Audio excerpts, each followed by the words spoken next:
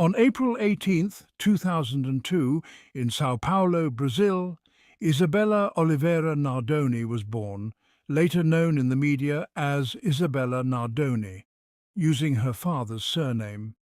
In Brazil, children typically carry both parents' surnames, but her father's surname was emphasized. Isabella was the daughter of Alexandra Alves Nardoni and Ana Carolina Oliveira, a young couple who met in high school. Their relationship lasted about 3 years before Ana Carolina became pregnant at 17. Alexandra was about to start law school, and the news of the pregnancy was not well received, especially by his family, which came from the well-off middle class with high expectations for his future. Despite the challenges, the couple attempted to stay together and welcomed Isabella. However, when Isabella was 11 months old, they separated. Ana Carolina and Isabella moved in with Anna's parents. Alexandra remained involved in his daughter's life, supporting her needs, but things changed when he met Ana Carolina Jatoba, a university classmate. They eventually started a new life together. In this case, Jatoba will be referred to by her surname to avoid confusion with Isabella's mother. Over the next 4 years, communication between Alexandra and Ana Carolina became strained, mainly due to Jatoba's jealousy towards Alexandra's relationship with his first child's mother. However, things appeared to improve after the birth of Alexandra and Jatoba's children, Pietro and Kawa. An agreement was made for Isabella to spend weekends with her father twice a month. Isabella had a special bond with her father, though tensions between Alexandra and Jatoba worsened during her visits. Despite this, Isabella never mentioned the issues to her mother.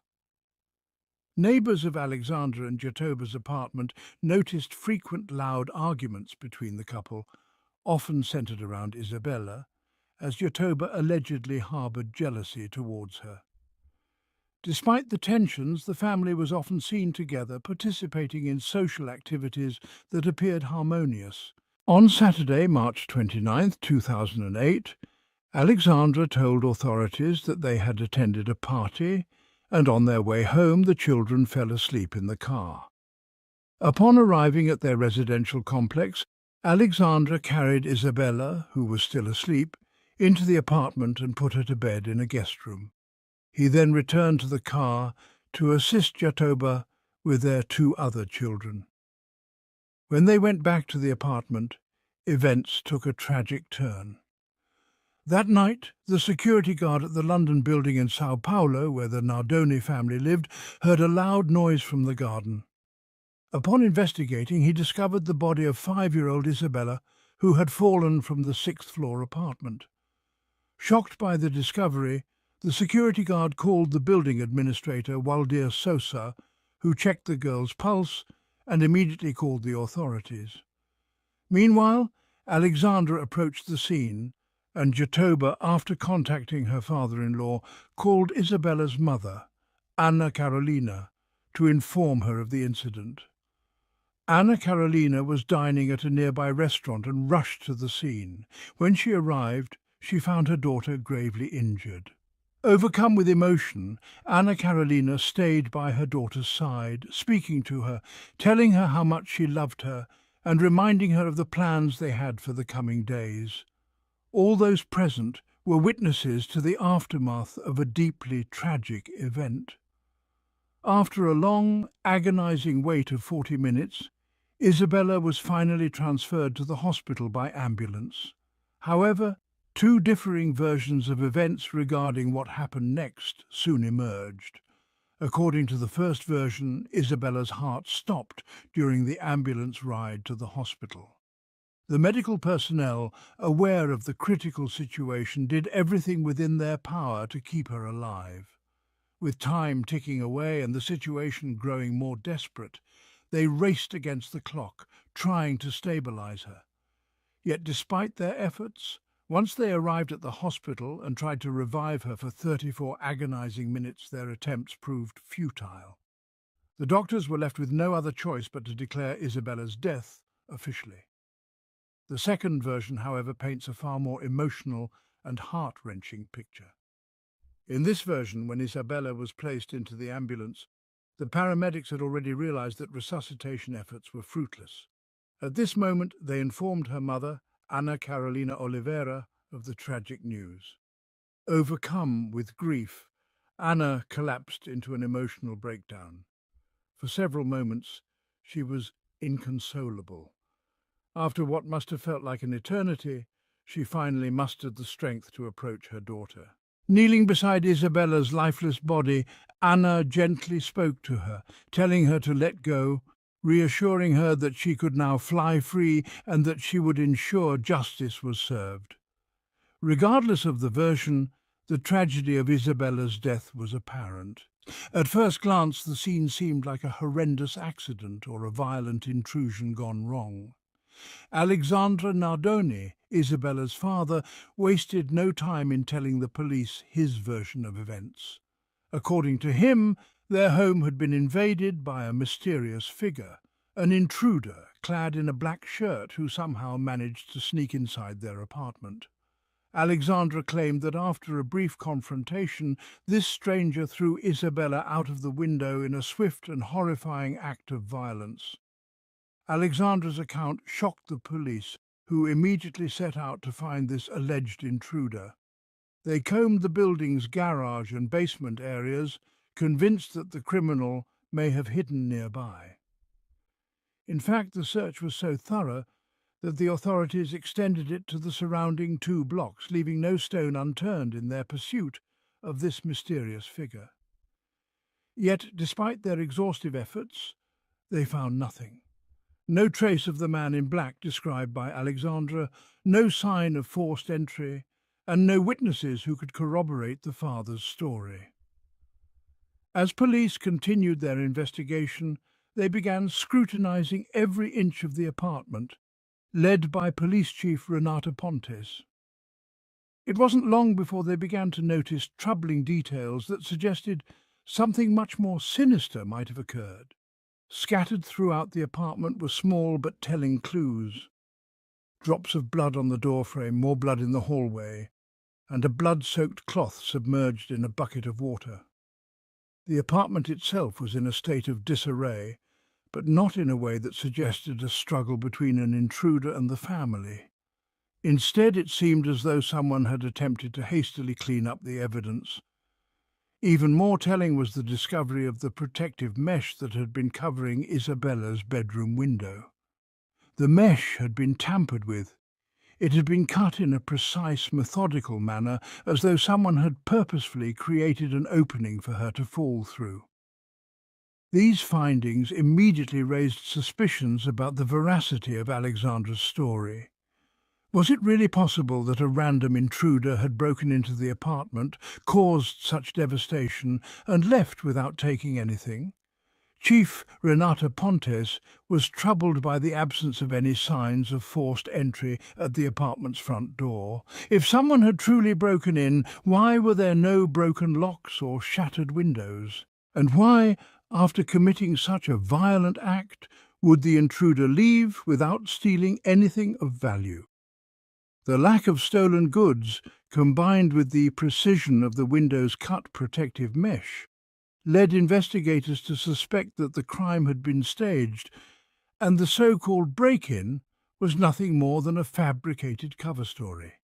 At this point, the authorities began to entertain the unthinkable, that perhaps the real perpetrators were not outsiders, but members of Isabella's own family.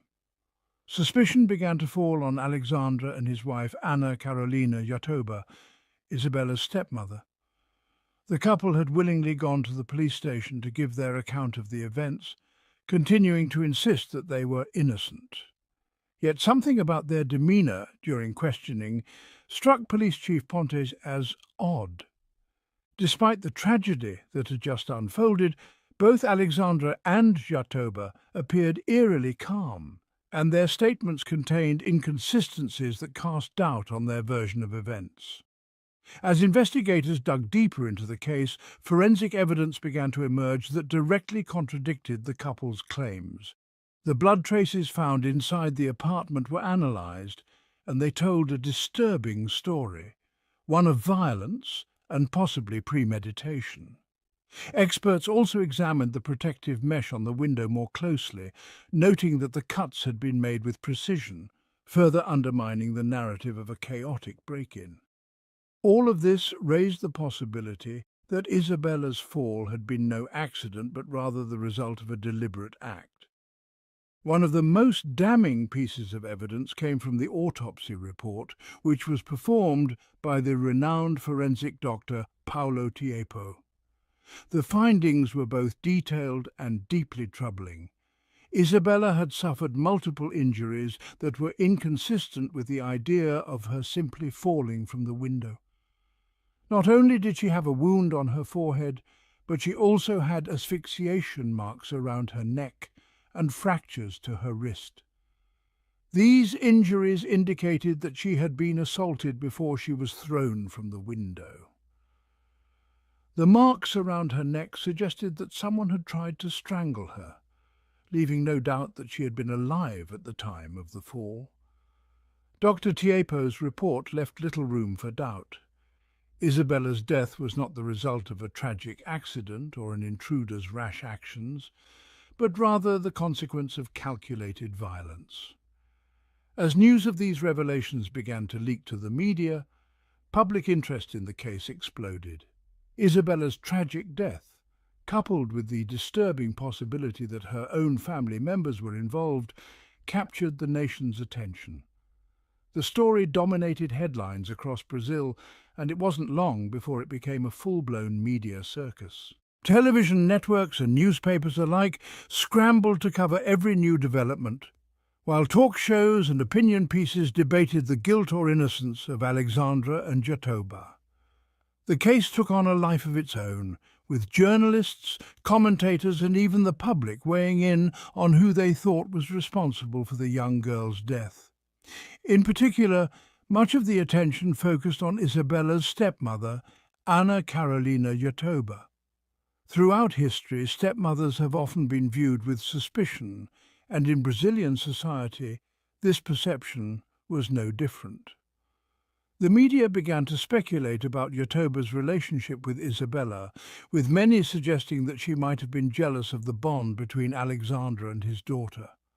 Rumours swirled that Jatoba had grown resentful of Isabella and had taken her anger out on the young girl in a moment of uncontrolled rage.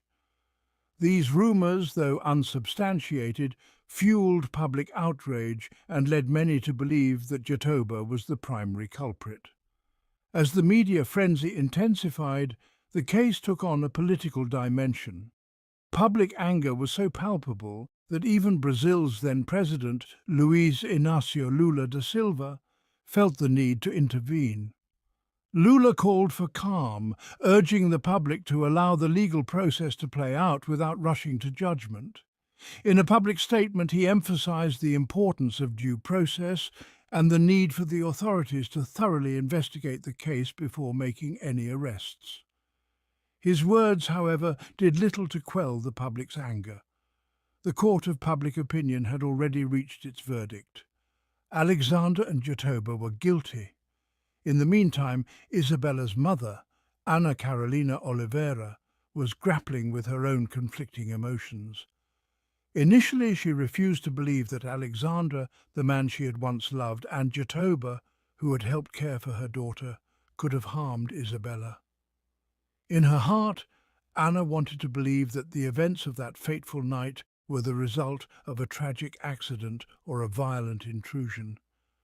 Yet, as the evidence against the couple continued to mount, Anna found herself facing the painful reality that the people she had trusted most may have been responsible for her daughter's death.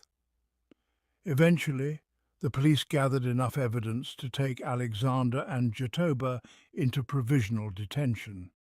By this time, the case had become a full-blown spectacle, with reporters camping outside the police station eagerly awaiting updates. Protesters, convinced of the couple's guilt, gathered outside their apartment building, shouting accusations and demanding justice for Isabella. Alexandra's family, desperate to clear their son's name, hired a team of high-profile defense lawyers, including his father, Antonio Nardoni, a respected lawyer in his own right. Antonio Nardoni tried to shift public opinion in his son's favor by giving a televised interview. During this interview, both Alexandra and Jatoba were subjected to a lie detector test. Unfortunately for them, the results did not go as planned. The machine indicated that they were lying. The interview, instead of helping their case, only served to further solidify the public's belief that they were guilty. As the media scrutiny intensified, so too did the police investigation. In a critical development, the authorities organised a reconstruction of the crime scene on April 27, 2008. Using a life-size doll to simulate Isabella, investigators meticulously reenacted the events that might have taken place on the night of her death. The purpose of this reconstruction was to test whether Alexandra's account of an intruder and accidental fall matched the physical evidence found at the scene. Forensic experts closely observed the dynamics of the fall, the condition of the window, and the angle at which Isabella's body had been discovered.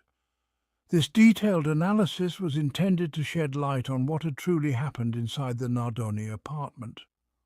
The results of the reenactment further weakened the couple's defense.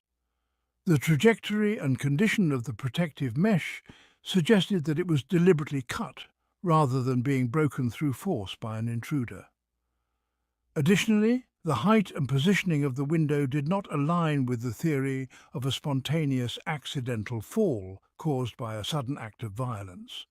Instead, the forensic simulations strongly suggested that Isabella had been deliberately thrown out of the window. The evidence gathered in this exercise led investigators to become even more convinced that the initial break-in theory was a fabrication. With mounting evidence against them, Alexandra Nardoni and Anna Carolina Jatoba were officially charged with Isabella's murder. The charges included aggravated homicide, which in Brazil is characterized by cruel and intentional actions designed to cause suffering before death. The prosecution built a strong case, relying heavily on forensic evidence, witness testimonies, and the psychological profiles of the accused. It was their assertion that Alexandra and Jatoba, possibly after an argument, had assaulted Isabella, and in a desperate attempt to conceal their crime, they had thrown her from the apartment window. The trial began in March 2010 and quickly became one of the most highly publicized court cases in Brazilian history. The courtroom was packed with journalists, observers, and supporters of both the victim and the defendants. Outside, crowds of demonstrators gathered, holding signs and chanting for justice for Isabella. Inside, emotions ran high as both sides presented their arguments. Prosecutors described a tragic series of events that led to Isabella's brutal death, accusing Alexandra and Jatoba of cold-blooded murder. In contrast, the defense team, led by Alexandra's father, Antonio, maintained that the couple was innocent and that the police investigation had been marred by inconsistencies and rushed conclusions. A key moment in the trial came when the prosecution introduced forensic evidence that demonstrated a pattern of abuse leading up to Isabella's death. Forensic pathologists detailed the nature of her injuries, emphasizing that the bruising on her neck and the cuts on her wrist were consistent with a violent struggle before the fatal fall. These findings were corroborated by neighbors who testified that they had heard loud arguments and a child scream on the night in question, contradicting Alexandra and Jatoba's claims of a quiet family evening interrupted by an intruder. Further damning evidence came in the form of phone records. On the night of the crime, records showed a flurry of calls between Alexandra and Jatoba, suggesting that the two had communicated extensively both before and after Isabella's fall. These calls raised suspicions that they had been coordinating their story or deciding what to do after the crime had occurred. The prosecution argued that these communications demonstrated premeditation and a clear attempt to cover up their actions. As the trial progressed, public interest grew even more intense. Media outlets provided constant coverage, with talk shows and news programs analysing every piece of evidence and testimony. Public opinion overwhelmingly sided with the prosecution, and many viewed Alexandra and Jatoba as guilty before the trial even concluded. Despite the defence's best efforts, public sentiment seemed immovable, largely due to the overwhelming evidence and the tragic nature of the case. Throughout the trial, Isabella's mother, Anna Carolina Oliveira, remained a constant presence, quietly sitting in the courtroom. Her composure, despite the unimaginable grief she must have felt, resonated with the public. She became a symbol of strength and resilience in the face of unspeakable loss. Her advocacy for her daughter's memory, combined with the media attention surrounding the case, transformed her into a voice for other parents who had lost children to violence. Anna's quiet determination to see justice served became a focal point of the trial, reminding everyone of the human tragedy at the heart of the legal proceedings. On March 27, 2010, after 5 days of intense deliberations, the jury returned its verdict. Alexandra Nardoni and Anna Carolina Jatoba were found guilty of murdering Isabella Nardoni. Alexandra was sentenced to 31 years in prison, while Jatoba received a sentence of 26 years. The courtroom erupted as the verdict was read. For many, this was the justice they had been hoping for, a moment of closure in a case that had gripped the nation for nearly 2 years. Outside the courthouse, crowds gathered to celebrate the verdict. Protesters who had been demanding justice for Isabella held signs that read "Justice for Isabella" and chanted her name. The media captured the emotional reactions of the public, many of whom felt that the case symbolized a broader struggle for accountability in cases of violence against children. However, even with the verdict, the case left behind lingering questions and unresolved emotions. For Isabella's mother, Anna, the verdict brought some measure of closure, but it could never fully heal the wound left by her daughter's death. In interviews following the trial, she spoke about the difficulty of moving forward, explaining that while justice had been served, the pain of losing Isabella would never go away. She also expressed a desire to channel her grief into advocacy, hoping to use her platform to prevent similar tragedies from happening to other children. In the years following the trial, the case continued to resonate in Brazilian society. It became a touchstone for discussions about domestic violence, the treatment of children, and the role of the media in high-profile legal cases. The public's fascination with the Nardoni case also sparked a broader debate about how families cope with internal strife and the importance of mental health and conflict resolution. For Alexandra and Jatoba, the prison sentences marked the beginning of a long legal battle. Their defense team vowed to appeal the verdict, arguing that the trial had been influenced by media sensationalism and public pressure. Over the years, the couple filed multiple appeals, attempting to reduce their sentences or overturn the conviction altogether.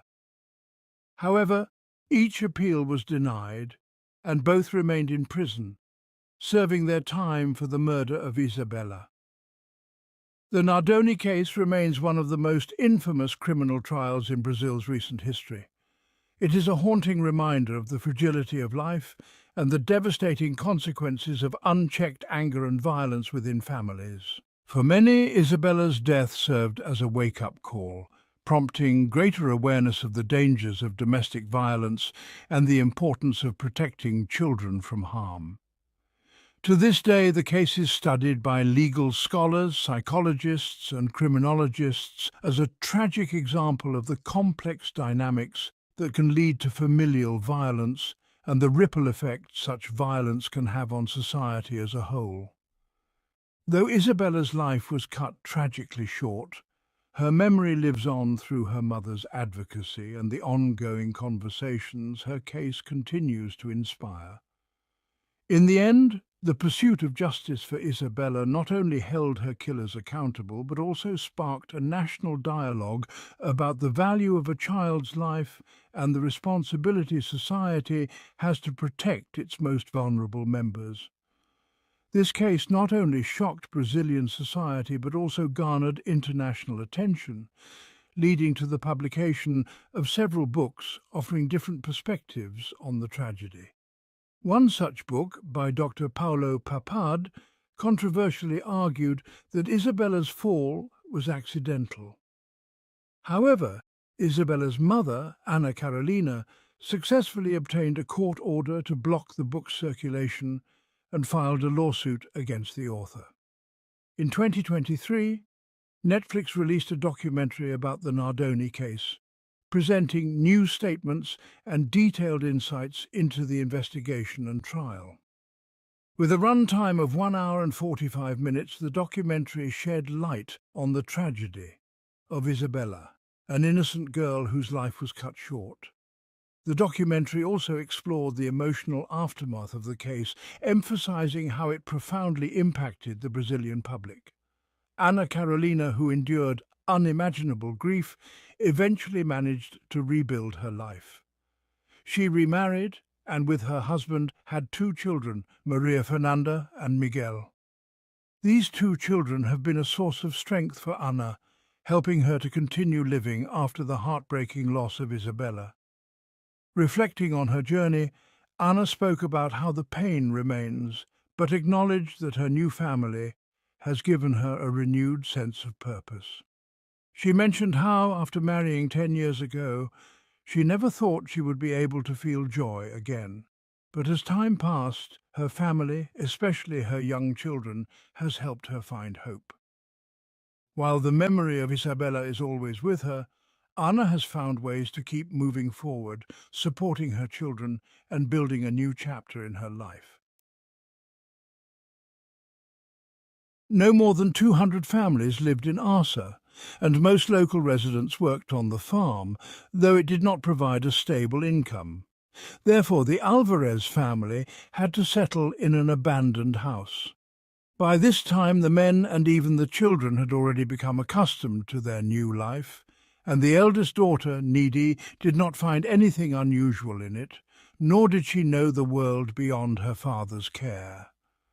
Until a certain point, the neighbours considered the Albro family prosperous but did not interact much with them.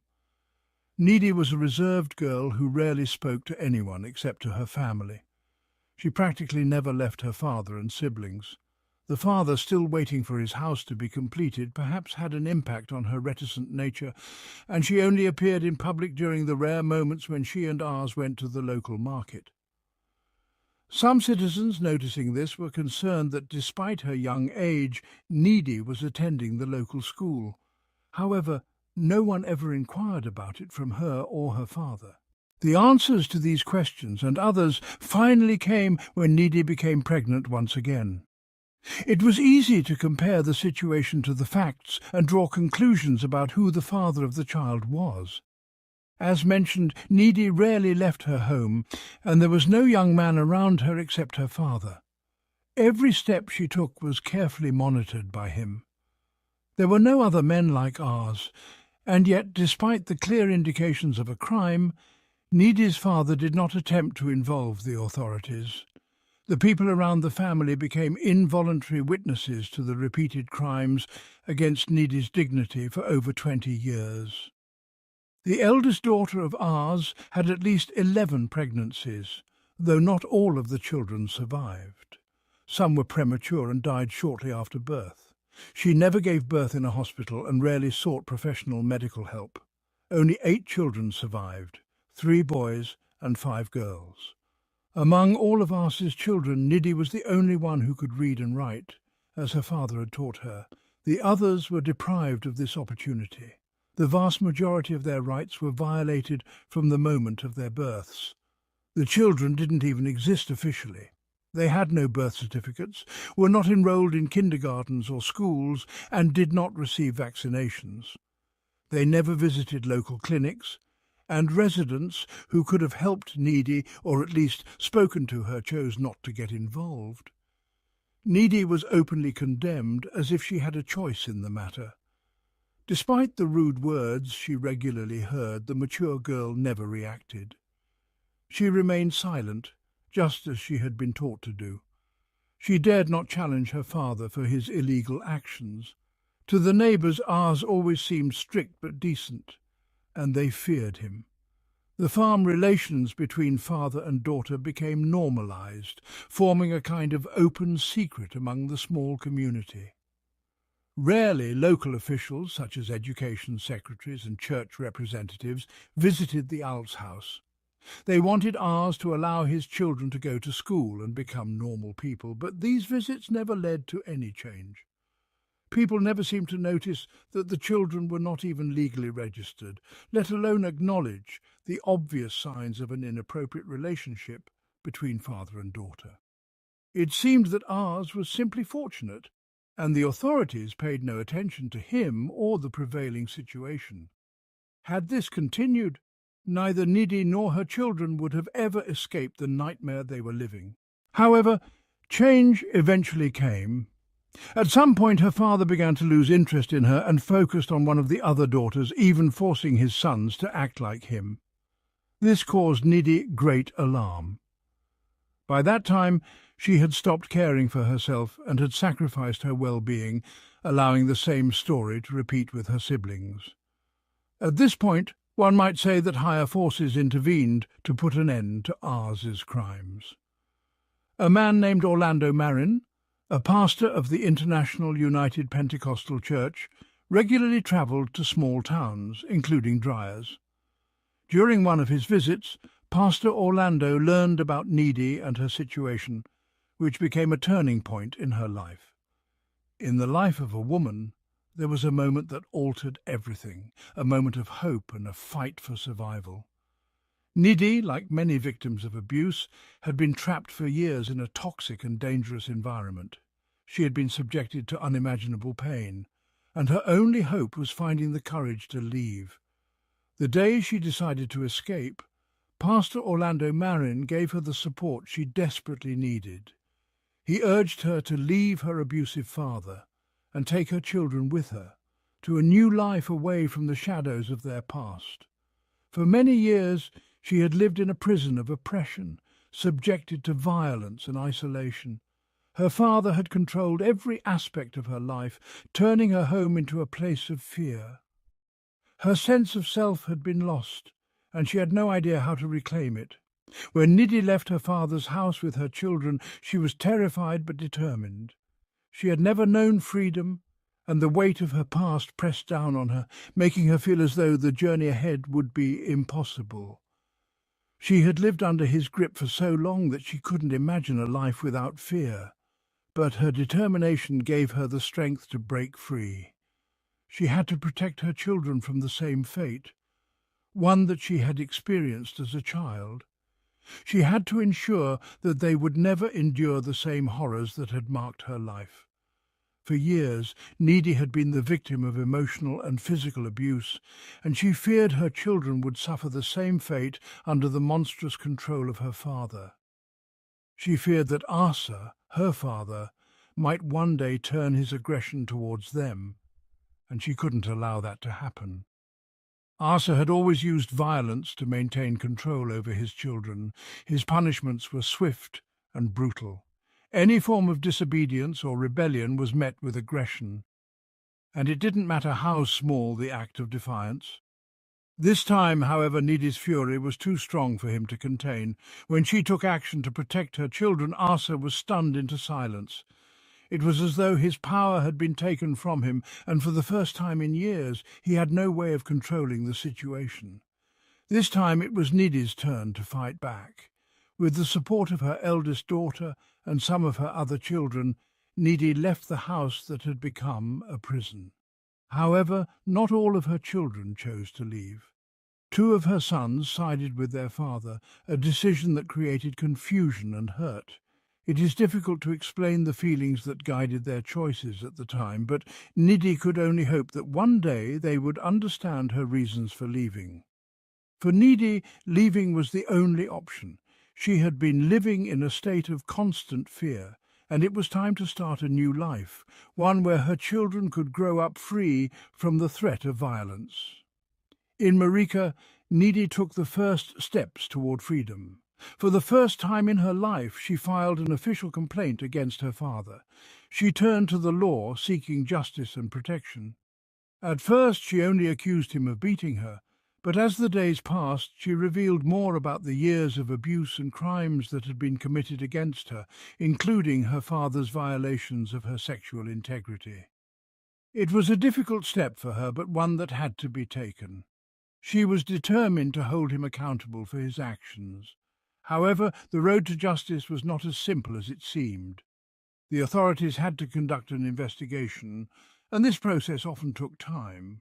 Sadly, law enforcement agencies were not quick to respond. Nidhi and her children were living in a rented house, and their savings were running low. She struggled to find a stable job, and each day brought new challenges. It seemed that no one was in a hurry to pursue the case, and Nidhi and her children were left to fend for themselves, facing constant anxiety about their future.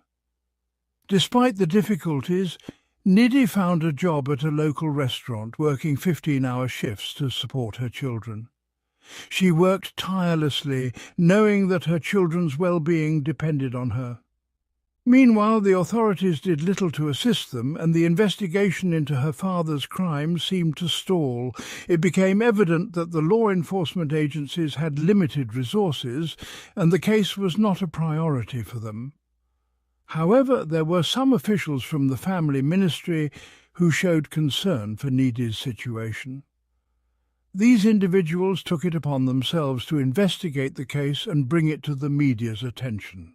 This act of courage sparked a wider public interest in Nidhi's story and helped put pressure on the authorities to act. In the months that followed, officials began gathering testimonies from those who could support Nidhi's claims. They worked to collect evidence that would prove her father's crimes. The process was slow, but eventually, in January 2009, enough evidence had been gathered to formally charge Asa with criminal conduct. The General Prosecutor's Office ordered a full investigation into the crimes he had committed over the years. For the first time, Nidhi could see the possibility of justice. The investigation gained momentum, and in March of that same year, law enforcement authorities were finally able to arrest Asa. He had been hiding on a sugarcane plantation where he had lived for months in hiding. When police captured him, he was taken into custody, and his arrest marked a turning point in Nidhi's battle for justice. However, despite the overwhelming evidence of his abuse, Asa still maintained that he was innocent. In his first statement after his arrest, he claimed that Nidhi was not his biological daughter, and that she had somehow consented to their alleged relationship. This statement was not only shocking, but it also displayed the depths of his denial and manipulation. Despite his denial, Nidhi was resolute. She rejected his lies and explained how he had controlled and tortured her for years. He had kept her locked up, isolated from the world, and subjected her to unimaginable physical and emotional abuse. Nidhi's testimony was the most powerful evidence against him, and her words were clear. He was the monster who had destroyed her life. Even more astonishing was Nidhi's admission that, despite everything, she still considered Asa to be her father. She said that she had always respected him and that she had tried for years to reason with him, though he had never listened. In late March 2009, the first hearing in Asa's case was held. He continued to maintain that Nidhi wasn't his biological daughter and claimed that they had been involved in a consensual relationship. He couldn't provide any reasonable explanation for how such an arrangement would have come about, especially given that Nidhi had been a child when the abuse started. His defense continued to crumble, and as the trial proceeded, it became clear that the man had no valid argument. At the end of the first hearing, Asa was transferred to a local prison. As he exited the courthouse, he was met by an angry crowd of citizens, many of whom wanted to punish him for his crimes. The authorities stepped in to prevent any violence, but it was clear that the public's outrage was intense. The media covered the case extensively, and Asa quickly became one of the most hated men in the country.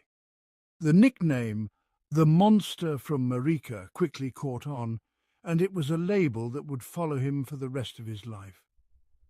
For the first time in years, Needy felt a sense of safety. She had finally been able to tell her story to the world, and her bravery inspired others. In an interview, she spoke of the years of fear, pain, and isolation she had endured. She spoke about her greatest fear, the fear of losing her children. She expressed her anger at the lack of support from the community and the law enforcement agencies. She felt that her silence had been one of the reasons her father had been able to continue his reign of terror for so long. The judicial process against Asa was relatively swift, but the outcome was bittersweet. In 2009, Asa was sentenced to 15 years and 7 months in prison. This sentence was seen as too lenient by both the public and Needy. The horrors he had inflicted on her and her children deserved a harsher punishment. However, in a surprising development, the sentence was later reduced to 11 years and 7 months. The reasons for this reduction were never made clear, though it was suspected that Asa's declining health had something to do with it. After the trial, Nidhi and her 6 children were relocated to a social shelter in Bogotá, where they could begin their lives anew, away from the memories of the past. Nidhi's children were safe now, and they could grow up free from the shadow of their father's abuse. Meanwhile, Asa was transferred to a maximum security prison, where he would serve out his reduced sentence. However, in 2011, reports surfaced that Asa had died in the prison hospital after a routine operation. The cause of death was attributed to natural causes, and it was reported that his condition had worsened after a gallbladder operation. Nidhi's story is one of survival and strength. Despite the years of abuse and fear, she never gave up on her children or herself. She fought for freedom and won. She was determined to protect her children and to ensure that their futures would be brighter than her own. Nidhi's advice to other victims of abuse is simple but profound. Do not be silent. For years, her silence had been the thing that allowed her father to continue his reign of terror. But once she found the courage to speak out, she was able to take control of her own life and break free from the chains of abuse. Her story serves as a powerful reminder that even in the darkest moments, there is always hope for change. Nidhi's courage in speaking out and seeking justice gave her children a future they could not have imagined before. Her fight against the monstrous actions of her father was not just for herself, but for every victim of abuse who felt trapped and silenced. The long years of silence that had kept Nidhi and her children imprisoned were finally broken, and she found the strength to live a life she once thought impossible. The trauma that she had endured was not erased overnight, but she had taken the crucial step toward healing. The road was long, but her determination to survive and protect her children became the foundation of their freedom. Nidhi's journey wasn't just about seeking justice for herself, it was about breaking the cycle of abuse for future generations. By choosing to leave, by standing up, and by speaking out, she set an example for others who might have been too scared to take that first step. She became a beacon of hope for victims, showing that even the most seemingly impossible situations could be overcome with resilience and courage. In the years after her father's arrest, Nidhi continued to move forward, rebuilding her life and offering her children the chance to heal. The shelter in Bogotá provided them with the space they needed to begin again, free from the torment of their past. For the first time, they had a chance at happiness and stability. Her eldest children, who had initially been torn between their loyalty to their father and their mother, began to see the truth in her actions and started to understand the depth of the pain that had been inflicted upon her. Needy's emotional resilience became even more evident as she worked to guide her children toward a better future. Her story, though painful, also carried a message of empowerment. She had faced unimaginable horrors, yet she remained unwavering in her determination to see her children thrive. Her story echoed the experiences of many who had lived in silence and fear, and she hoped her journey would encourage others to step forward and demand justice. In many ways, Needy's battle with her father was symbolic of the broader fight against domestic abuse and the violence that so many women and children face in silence. Her courage to confront her past and stand up for her rights helped inspire conversations in Colombia and beyond, spurring reforms in how such cases were handled by the authorities. Despite the slow pace of justice and the inadequate support she and others received from the legal system, Needy's case became a turning point in her country's understanding of domestic violence. While Asa's fate was sealed by the courts, his ultimate death in prison in 2011 did little to bring closure to Needy's pain.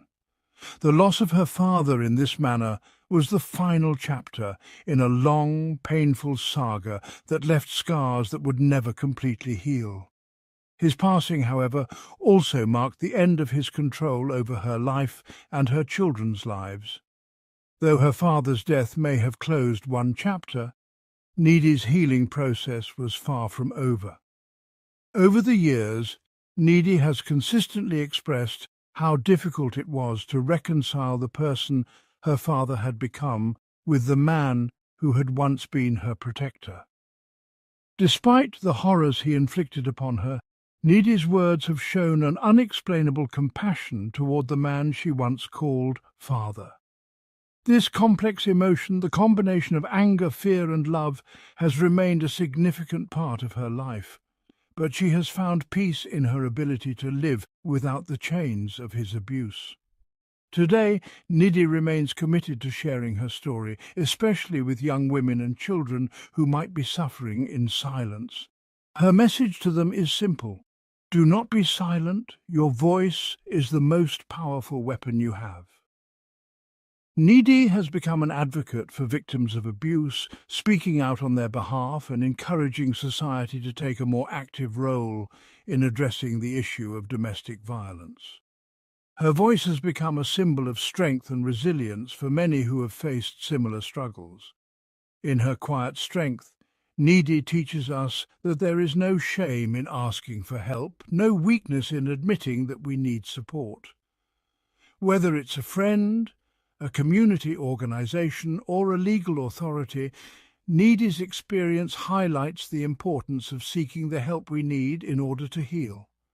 For her, it took years to find the courage to leave, but once she did, her life began to change.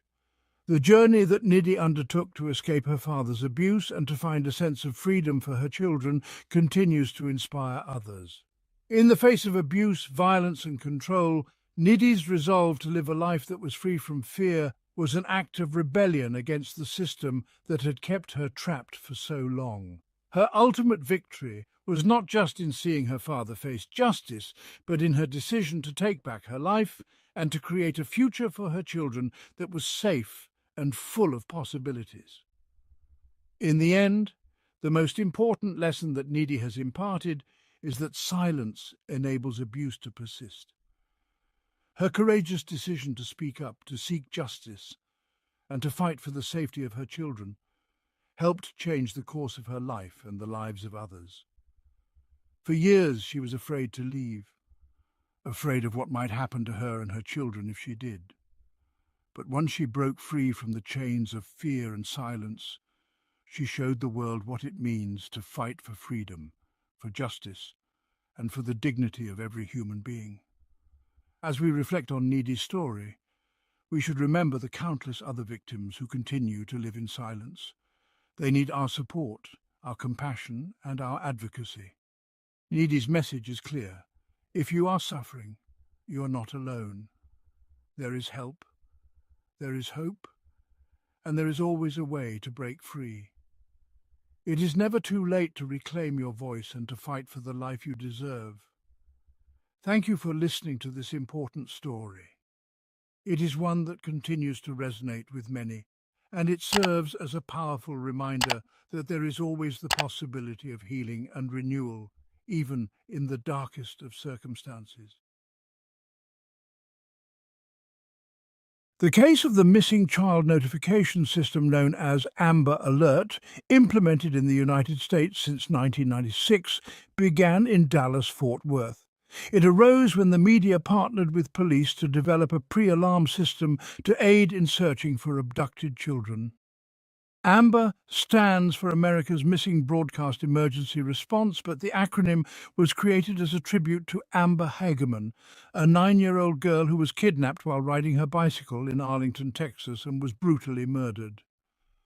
Since this system was put into practice, it has helped many children return safely to their homes. However, not all cases end with a happy ending.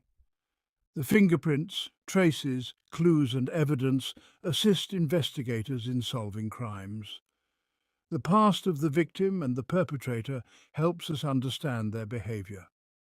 All this is part of the case file, and here we present it to you.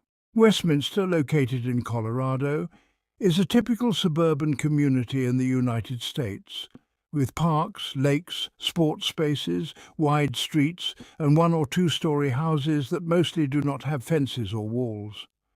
In this quiet place where children played in the streets when returning from school, Jessica Christina Ritchie was born on January 23, 2002, the loving daughter of Sarah and Jeremy Bryant. At 10 years old, the girl had become an excellent 5th-grade student with elementary school and never missed classes. She was part of the children's Pee Wee cheerleading team and loved to invent dances and lyrics. She was smart, respectful, and her teachers adored her. She loved television series and playing in the snow, as well as animals and her pet, a small black and white dog. Jessica was a beautiful blonde girl with blue eyes, standing 1.46 meters tall and weighing around 36 kilos. Like other local children, Jessica walked to her school, located a short distance from her house. On Friday, October 5, 2012, around 8 a.m., Jessica finished breakfast and got ready to leave for school. It was a cold day, and it had snowed earlier in Westminster, like many other mornings. The little girl would walk to school, a short distance from her house. Her mother, Sarah, who worked nights, had arrived around 7:30 a.m., just in time to help her daughter get ready. Jessica lived with her mother, grandmother, and aunt in that house. Her father had divorced and lived in Independence, Missouri. Just before leaving, Jessica called a classmate to see if they could meet up to go to school together. The friend asked her father for permission, and after obtaining it, they agreed to meet around 8:30. Jessica left her house to walk the 400 meters between the two houses, and from there walked the remaining 2 kilometers to school together. She wore blue jeans, a warm black jacket with pink lines, and black boots. She had a black and pink backpack printed with motifs from Victorious, a well-known comedy series. She wore prescription glasses with purple frames, her favourite colour. The classmate Jessica agreed to meet waited for her for 15 minutes, but since the girl did not arrive and classes began at 8:50, her neighbour's father assumed Jessica had left in another way and took his daughter to school. This was the first indication that something strange had happened. At 10:10 a.m., Jessica's mother, Sarah, received a voice message on her cell phone from the school staff, informing her that her daughter had not shown up that morning. Unfortunately, Sarah did not hear the message until around 4 p.m, when she woke up after working all night. Immediately after hearing the message, she called the police. Once she filed a complaint with the authorities, the distressed mother ran to her neighbour's house to ask if they had seen the girl. She then went to the school early on the morning of October 6th. The search began. Police officers, relatives, neighbours and volunteers carefully searched the route that Jessica was supposed to take on her way to school. The operation lasted all day, but by the end of the day there was no trace of the girl. The police sent an Amber Alert, which, as mentioned earlier, is a notification system. The Amber Alert system is a method of notifying the public about missing minors, utilising all available communication channels to reach as many people as quickly as possible. In the neighbourhood, residents tied purple ribbons to posts and structures to indicate the path the little girl might have taken that October morning. On October 7th, police were informed of a backpack found on a sidewalk at Andrew Drive and Christensen Avenue, nearly 10 kilometres from Jessica's home. The individual who found it did not initially connect it to the missing child, but simply wanted to report the discovery. When police arrived, they immediately identified the backpack as belonging to Jessica, as it contained a water bottle with her name, gold-framed glasses, a pair of black boots, and clothing that appeared to be soaked with urine. The backpack's appearance, far from the route she was supposed to take, raised concerns. Jessica, despite her young age, was known to be smart, understanding she shouldn't play alone, accept gifts from strangers, or get into unknown vehicles. Authorities began to consider the possibility of her being taken by someone she knew or forcibly abducted. Forensic investigators collected DNA samples from the backpack, hoping for a match. In Cadiz, the national database managed by the FBI allows agencies nationwide to compare data on missing persons, criminals and forensic samples. The analysis indicated a match with evidence from an attempted kidnapping on May 28th near Brumfield Reservoir in Colorado.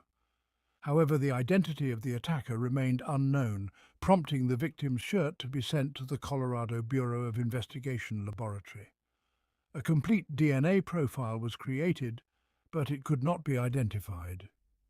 This result was sent to CODIS, leading to a match with the DNA found in Jessica's backpack. Although the backpack and its contents strongly indicated what had likely happened to her, her parents still clung to hope that she was alive with her abductor. However, that hope began to diminish. On October 11th, human remains were found near an abandoned cabin about 14 kilometres from Jessica's house, near the intersection of 82nd Avenue and Kalanika in Arbala. Preliminary forensic analysis indicated that the victim was a girl, her limbs and head were removed, her entrails had been taken out, and the body had been washed. Investigators discovered a 4-centimetre cross inserted in the victim's private area. The condition of the remains suggested that death occurred days prior. The frantic search for Jessica had involved both police and community members, with an Amber Alert activated. Numerous suspects were identified, properties were searched, GPS tracking was used, and extensive interviews were conducted. Over 500 DNA samples were collected for analysis and comparison, including clothes owned by the victim.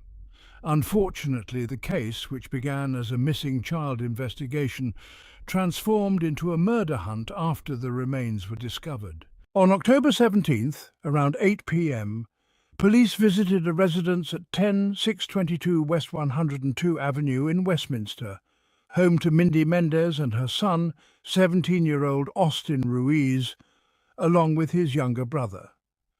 2 FBI agents interviewed her, but did not deem it necessary to search the house. Austin, born on January 17, 1995, was the son of Mindy and Roberts Ruiz, who divorced in 2000 when he was only 5. His father remarried twice, both relationships ending in divorce. Roberts had a significant history of citations and restraining orders since the 1980s, with a criminal record including domestic violence, assault, fraud, resisting arrest and drug possession. Since childhood, Austin struggled with reading, writing and concentration in class. His teachers had suggested his parents evaluate him for possible attention deficit disorder or PDA. He was generally quiet, and his social life seemed typical. He had a girlfriend he met at a Christian social centre. His classmates and neighbours described him as an intelligent, kind boy who spoke to everyone and enjoyed video games like Warcraft and Call of Duty. He rarely discussed his parents and liked playing with other kids on his street. He was interested in psychology and forensic medicine, and he was also a fan of metal music. However, beneath his calm and harmless appearance as a normal suburban boy, there hid a person obsessed with death and pornography, to which he was deeply addicted. When the teenager was 13 years old, his mother discovered a large amount of child pornography on his computer.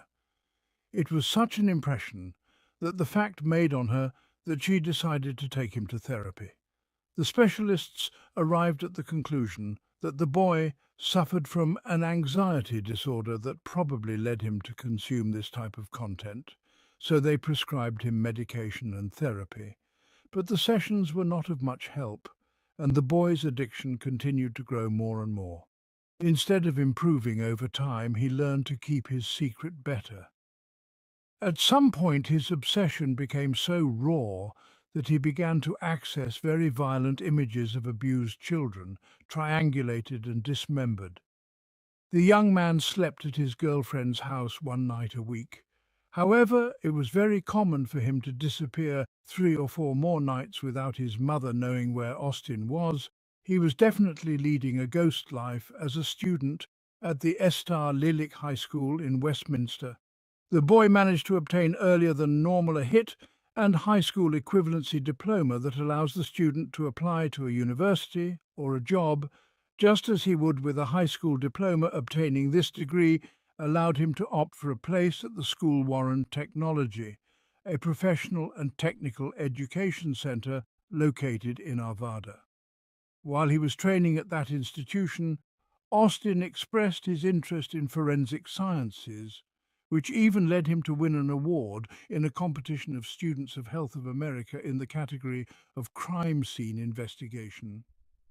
With the excuse of the explorations that supposedly he was doing for classes, the young man even went so far as to practice with his mother how to tie a person.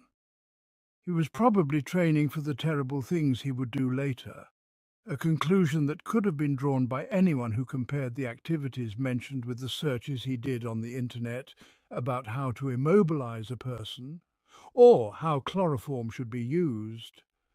But the minimal supervision that his family did of a young man who was known to have serious problems of addiction to violent child pornography did not help. Austin had time to learn and perfect his technique. He began going out at night with his Cherokee truck, traveling the streets of the neighborhood in search of a possible victim. The friendly and kind young man described by his neighbors, fellow Warren Tech students, was in what he later called hunting mode. The opportunity to put into practice what he had learned came on May 28, 2012. A 22-year-old woman was running along the reservoir trail that has a circular Route 1, 8 kilometers long, located near Kensington Park in Broomfield. When she was attacked, the young woman was grabbed from behind by Austin, who tried to cover her mouth with a rag soaked in a substance while he dragged her to the nearby brush. The victim resisted the attack until she was able to free herself. The attacker fled, and she managed to call the police, fortunately, or else he had succeeded in his goal and his victim had escaped. But in his twisted mind, he learned a lesson next. Prey should be smaller and weaker. On October 5th, early in the morning, Austin was sitting in the back seat of the truck he was driving, was watching Jessica, who was walking alone and in a hurry towards her friend's house, with whom she would go to school. The boy waited until she had passed by his car. He violently opened the door, caught her and put her inside the vehicle. He took nylon ties and tied her arms and legs. The girl screamed terrified, and he promised her that if she stayed calm, nothing would happen to her, leaving her lying in the back seat. Presumably at that moment, he sexually abused her for the next few minutes. The young man drove his truck aimlessly, perhaps to make sure that no one was following him. Then he went to his house and parked in the garage. Closing the door behind him, took the girl and took her upstairs up to her room. There, he asked her to take off her clothes and take a bath, then made her dress in a white shirt and black shorts that she had in her closet, and asked her to put her clothes soaked in urine in the backpack. Hosting, sat Jessica in a chair and began to cut her hair. He consoled her by showing her a movie, while he lied to her, promising that he would return her to her mother in a moment. She rejected him, and then he tried to strangle her with some plastic tape, but he didn't succeed, so he decided to continue with his hands. This torture lasted about 3 minutes when, seeing that the girl was still alive, he filled a bathtub with boiling water and forced her to get into the liquid with her face down until he was sure that the girl was no longer breathing. Later, the murderer went down to the garage and found a hacksaw and knife with which he prepared to dismember the body. He disposed of the organs and placed the parts in black garbage bags. Austin temporarily hid her remains in a pool shed behind his house. When police released photos of the wooden cross found on the victim's body, a friend of Austin's called the FBI and said she recognized it as a piece of clothing the young man had worn around his neck. Police went to Austin's house and obtained permission to question him. During the interview, he answered questions without showing any signs of change. Investigators left empty-handed. Until that point, Jessica's case had involved more than 1,000 people and 75 local, state and federal agencies. The feeling was definitely frustrating. Investigators and prosecutors were convinced it was only a matter of time before they found the killer. This happened, although completely unexpectedly. On the night of October 22nd, Austin slept in his mother's bed, claiming to feel terribly sick. The next morning he told her he had done something horrible, that he was a monster and needed to be punished. Immediately, Mindy asked if he was related to Jessica. After 7:30 p.m. that day, the Westminster Police Department in Jefferson County received a call from Mindy. The dispatcher informed her that they needed to go to her house because her son wanted to turn himself in for the murder of Jessica Ruiz.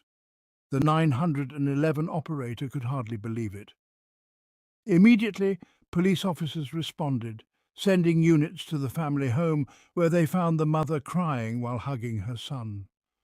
The officers were surprised. All that time they had been searching for an adult man. Officer Rockfield, the first to enter the residence, thought it could be a false confession. However, the precise and detailed descriptions he provided about the crime convinced him that he was the real killer of the girl. Shortly afterward, they found black plastic bags in the basement of the house, deciding not to open them while waiting for the forensic staff. The handling of the bags, without examining their interior, made them suspect that inside were human remains of a child, including a skull. While evidence collection continued, another officer spoke with Austin, warning him of his rights, but the young man renounced them and decided to cooperate with police. This allowed authorities to question him extensively about the kidnapping and murder of Jessica and the attempted kidnapping of a 22-year-old woman on the Kettner Road. Austin was taken to the police station, where interrogation began about his role in both crimes and lasted over 6 hours. In that interview, he described himself as a monster moved by a sexual impulse. Initially, he did not admit to having sexually assaulted the girl, but later confessed. However, a key piece was still missing from the investigation.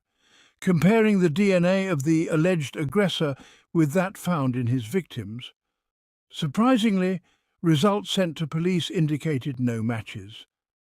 This led detectives to suspect that the boy was hiding an accomplice. However, Austin insisted he acted alone. The Colorado Bureau of Investigation took hundreds of samples by swabbing the cheeks of men in the neighborhood, including the suspect. After analysing each one, they sent back an empty envelope with the name of the subject tested, indicating no match with the DNA left in Jessica or the runner. A sample taken from Austin had been left in an unchecked lot. However, its envelopes had been sent. When the confusion was noticed, an immediate test was ordered, the result of which was positive. The DNA extracted from Jessica's corpse and the jogger's shirt matched Austin's.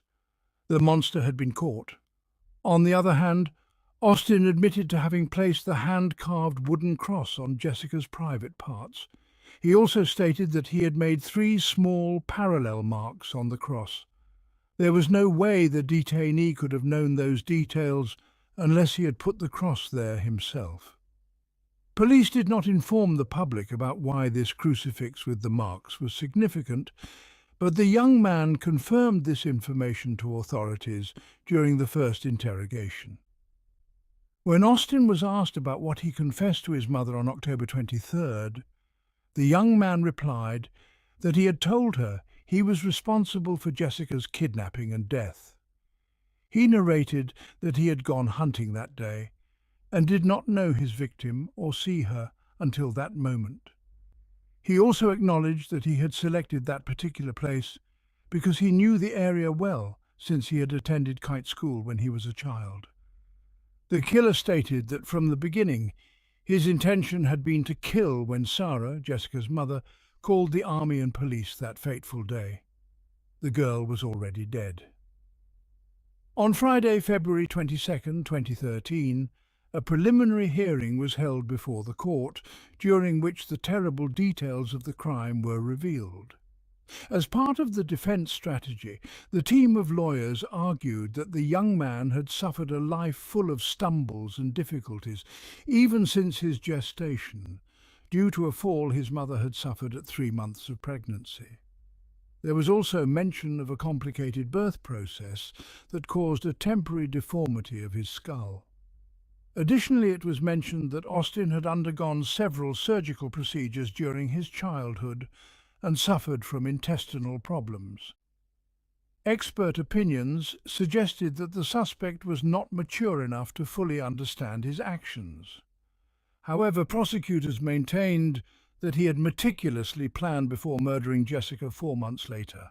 On the other hand, the judge's opinion was that none of the arguments described by the defense could justify the horrendous crime he had committed. According to clinical psychologist Anas Alter, Austin meticulously planned the crime and exhibited necrophilic behaviours.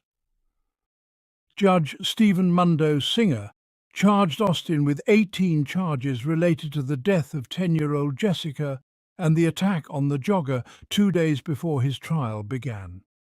The young man pleaded guilty to the crimes charged against him. When prosecutor Yal Sargent began to describe the details of the kidnapping and the terrible murder, Sarah Ridgway, the victim's mother, left the courtroom. The defense attorneys objected to his statements, saying that the evidence was not in dispute, and Judge Mundo Singer urged him to stop. On Monday, November 18, 2013, the defendant appeared in courtroom 1A of the Jefferson County Courthouse in Golden for the first day of sentencing hearings, presided over by Judge Stephen Mundo Singer. That day, the victim's family had the opportunity to speak about the light that Jessica brought to their lives and the suffering generated by her murder. In a television interview for Denver Channel Donamos, Jessica's grandmother expressed her grief, saying she could not imagine Austin's mother trying to live with the fact that she had raised a child capable of such heinous acts. At the time of Jessica's murder, Austin was a minor, so he was not eligible for the application of the capital penalty. But the prosecution team, led by Prosecutor Peter, sought by all means to apply the maximum possible sentence to prevent the murderer from being released from prison. On November 19, 2013, the second day of the hearing, Judge Mundo Singer sentenced Austin to life in prison for the crime of Jessica Gateway. Before imposing the sentence, the defense attorneys argued that the law required the judge to issue a sentence that would allow him to be eligible for parole after 40 years served, because Austin was a minor when he committed the crime. To support their arguments, they cited rulings by the Supreme Court of the United States and the state. The attorneys reminded the judge that he was sentencing a child and that their proposed sentence was the only legal option. However, Judge Mundo Singer had a different idea of what should be done. The correct application of justice was upheld, and the judge rejected the defense attorney's arguments that another sentence would be unconstitutional or cruel and unusual punishment. The judge considered that a case as terrible as this one called for life imprisonment. For their part, the representatives of the prosecution believed that the judge had the authority to dictate a longer sentence. In the end, Monsinger sentenced Austin Redshift to life imprisonment for the kidnapping and first-degree murder of Jessica. Additionally, he added 86 years for other crimes, including sexual assault of a child and related offences from the attack on the jogger at Lake Kettner. While dictating the sentence, the magistrate referred to the fact that evil was apparently real and had been present in the community on October 5, 2012, in the form of Austin. At the end of the hearing, prosecutor Peter Weir expressed confidence that the sentence guaranteed the condemned man would never leave prison and thus could never harm members of the community again. According to a note by journalist Jordan Stephen from the Denver Mail, Austin's mother repeatedly broke down in tears during the hearing as the gruesome details of her son's crime were discussed. However, when Bishop Singer ordered Austin's sentence, she calmly looked at her son. Austin chose not to address the judge before the sentence and showed no emotion when it was handed down. The self-proclaimed monster who ended the life of this little girl who had a whole future ahead of her left the courtroom in handcuffs and in silence. 1 year after his sentence, Colorado Department of Corrections officials reported that Austin had been transferred to an undisclosed prison outside the state for his safety and privacy. This type of measure is not exceptional and is applied to high-profile inmates. According to a spokesperson for the institution, Sarah stated at the time that the killer did not deserve to know how the girl's death affected them and that once they left the courthouse they would forget his name forever and only remember Jessica and her legacy. A year after Jessica disappeared, the beautiful Jessica Ridgway Memorial Park was inaugurated at 10765 Moore Street in Westminster, a place filled with purple elements, her favourite colour, resulting from the community's collective efforts. 12 months earlier, that same community had come together to search for her. Despite all the evil that may exist in the world, it is important for survivors to hold on to hope and prevent resentment and sadness from ending their lives, as a murderer did with the lives of their loved ones. On October 15th, 2017, Sarah Pindell Ridgway and her family celebrated with joy the arrival of Anna Christina Pindell River Way, Jessica's sister. Both share their middle name and beautiful blue eyes. According to their mother, the family is in love and sure that Jessica would feel the same way. Her grandmother and mother say that when she is old enough, they will tell her everything about having an older sister who left before she was born. They want to raise her without fear and will not allow what happened to overshadow her beautiful life, full of love. Janelle Patton was born on June 30th, 1972, in Sydney, Australia. As the only child in her family, her parents devoted all their attention and love to her from childhood. Janelle had a deep passion for music. She played both the piano and clarinet and participated in a school musical group. After finishing school, Janelle entered university to study medicine. But a year later, she decided to leave school and focus on her career. She got a job at a bank, where she successfully built her career over the next few years. However, as time went on, Janelle began to feel that life in the big city, with all its difficulties and problems, was having a negative effect on her. She started thinking about moving. In October of the year when she was 27, Janelle made the decision to move to a small island called Norfolk, located nearly 1,500 kilometres from Australia, but still part of it. At that time, Norfolk had its own local laws and customs. The island had a population of only about 2,000 people, so the residents knew each other well. Due to the island's remoteness from civilization, new people rarely appeared there, except for tourists. Norfolk was popular with residents of both Australia and New Zealand. Janelle quickly got acquainted with the islanders and soon adapted to their laid-back way of life. The island's atmosphere was reminiscent of life in a small town, with the added isolation of being surrounded by the ocean for hundreds of kilometres. Because of this isolation, the island's inhabitants made an effort to get along, as they had no real alternative. In late 2002, Janelle's parents decided to visit her, and Janelle was eagerly anticipating their arrival.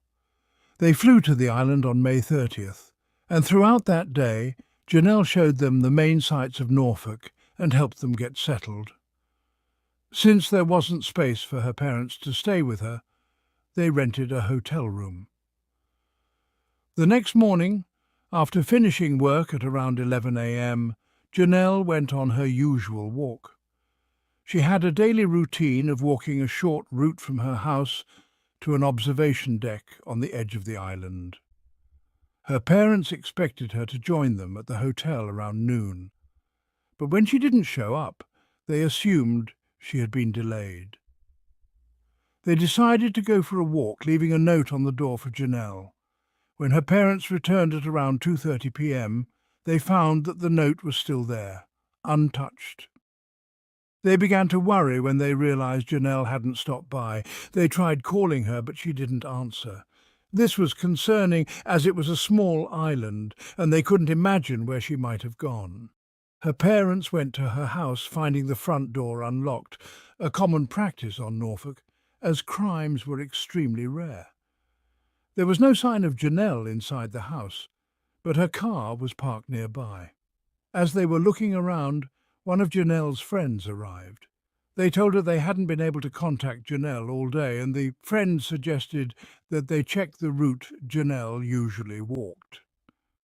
The three of them walked the entire route but found no trace of Janelle. Her parents returned to the hotel and informed the manager, who made several phone calls to various people, asking if anyone had seen her.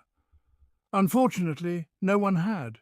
By this time, it was already around 8 p.m. Her parents decided to contact the police. They told the officers that their daughter had been missing all day. Shortly after, they were called to the station, where the police informed them that about an hour before their call, a tourist from New Zealand had discovered a body near a waterfall. The tourist had spotted a large black bag and upon closer inspection saw human hands protruding from it. The police had arrived at the scene and found the body of a woman who had suffered many visible injuries and whose clothes were partially missing. At the time of Janelle's parents' visit to the police station, investigators had just begun examining the crime scene. Given the timing, they suspected the deceased could be their daughter. To spare the parents the trauma of identification, they called Janelle's neighbour, from whom she rented her house. The neighbour went to the scene and confirmed that the body was indeed Janelle. The police then handed over the body to medical experts for further investigation. However, after visual inspection, they already understood that most likely it was a murder. The residents of the island were shocked by this news, as the last murder there occurred in 1893, and even less serious crimes were a great rarity. The local police practically never encountered anything more serious than fights and domestic disputes, but now they had to search for a killer. For this reason, they immediately requested help from Australian investigators who quickly flew to the island. Medical experts found 64 injuries on the victim's body, including abrasions and cuts left by some sharp object like broken glass. In confirmation of this version, they found particles of glass in Janelle's hair, which apparently related to a broken bottle. In addition, bruises were found on the victim's wrists, as if someone had held her by the hands. At the same time, experts admitted that the victim was being held at the very moment when she was injured, which indicated that there could have been several criminals involved. Along with the cuts left by the glass, there were also wounds consistent with a knife. The criminals left microscopic particles of green and white paint on Janelle's body, which were also present on her clothes and in her hair.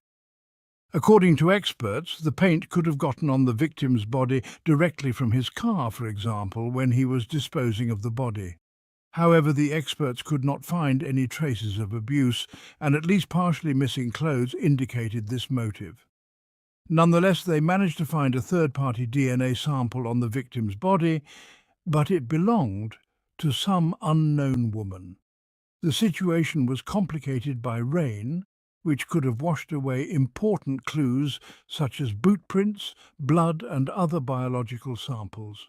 However, the rain made it possible to determine that the criminal had hidden the victim's body before it began, since there were puddles on the black oilcloth, meaning Janelle had lain there for at least 3 hours before her discovery.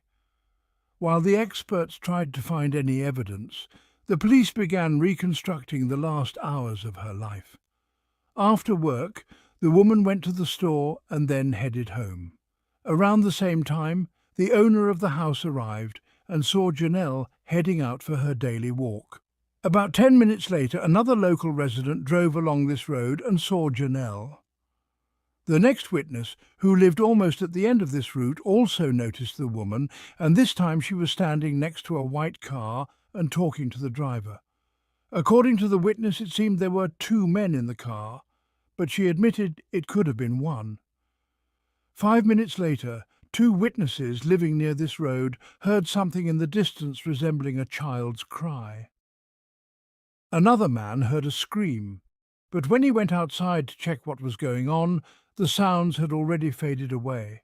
Thus, the police determined that the victim was attacked at approximately 11:45 a.m., just half an hour after the end of her work shift. Without receiving a single significant clue, they decided to send the black oilcloth in which Janelle was wrapped to the mainland so that it could be studied with advanced devices. Sometime later, they received the result. The experts found 10 different fingerprints on it, but all of them were partially smeared. Despite this, the detectives decided to try matches. They made a list of all the people who were on the island on the day of the murder and received more than 2,700 names, including local residents and tourists.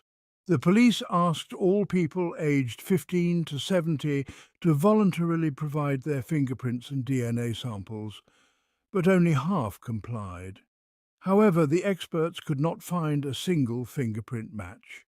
As a result, investigators decided to focus on finding possible suspects among Janelle's acquaintances, and in this they were greatly helped by her diary. The woman regularly wrote about what was happening on the island and the relationships between its residents. Having studied the diary, the police found quite a lot of interesting details. It turned out that Janelle had a rather strained relationship with one of her friends. When she first moved to the island, she was given temporary housing in the house of this acquaintance. However, Janelle did not stay there for long, as they apparently had some disagreements. But even after her move, this man behaved suspiciously. Several witnesses said that he had once threatened Janelle right in the middle of the street.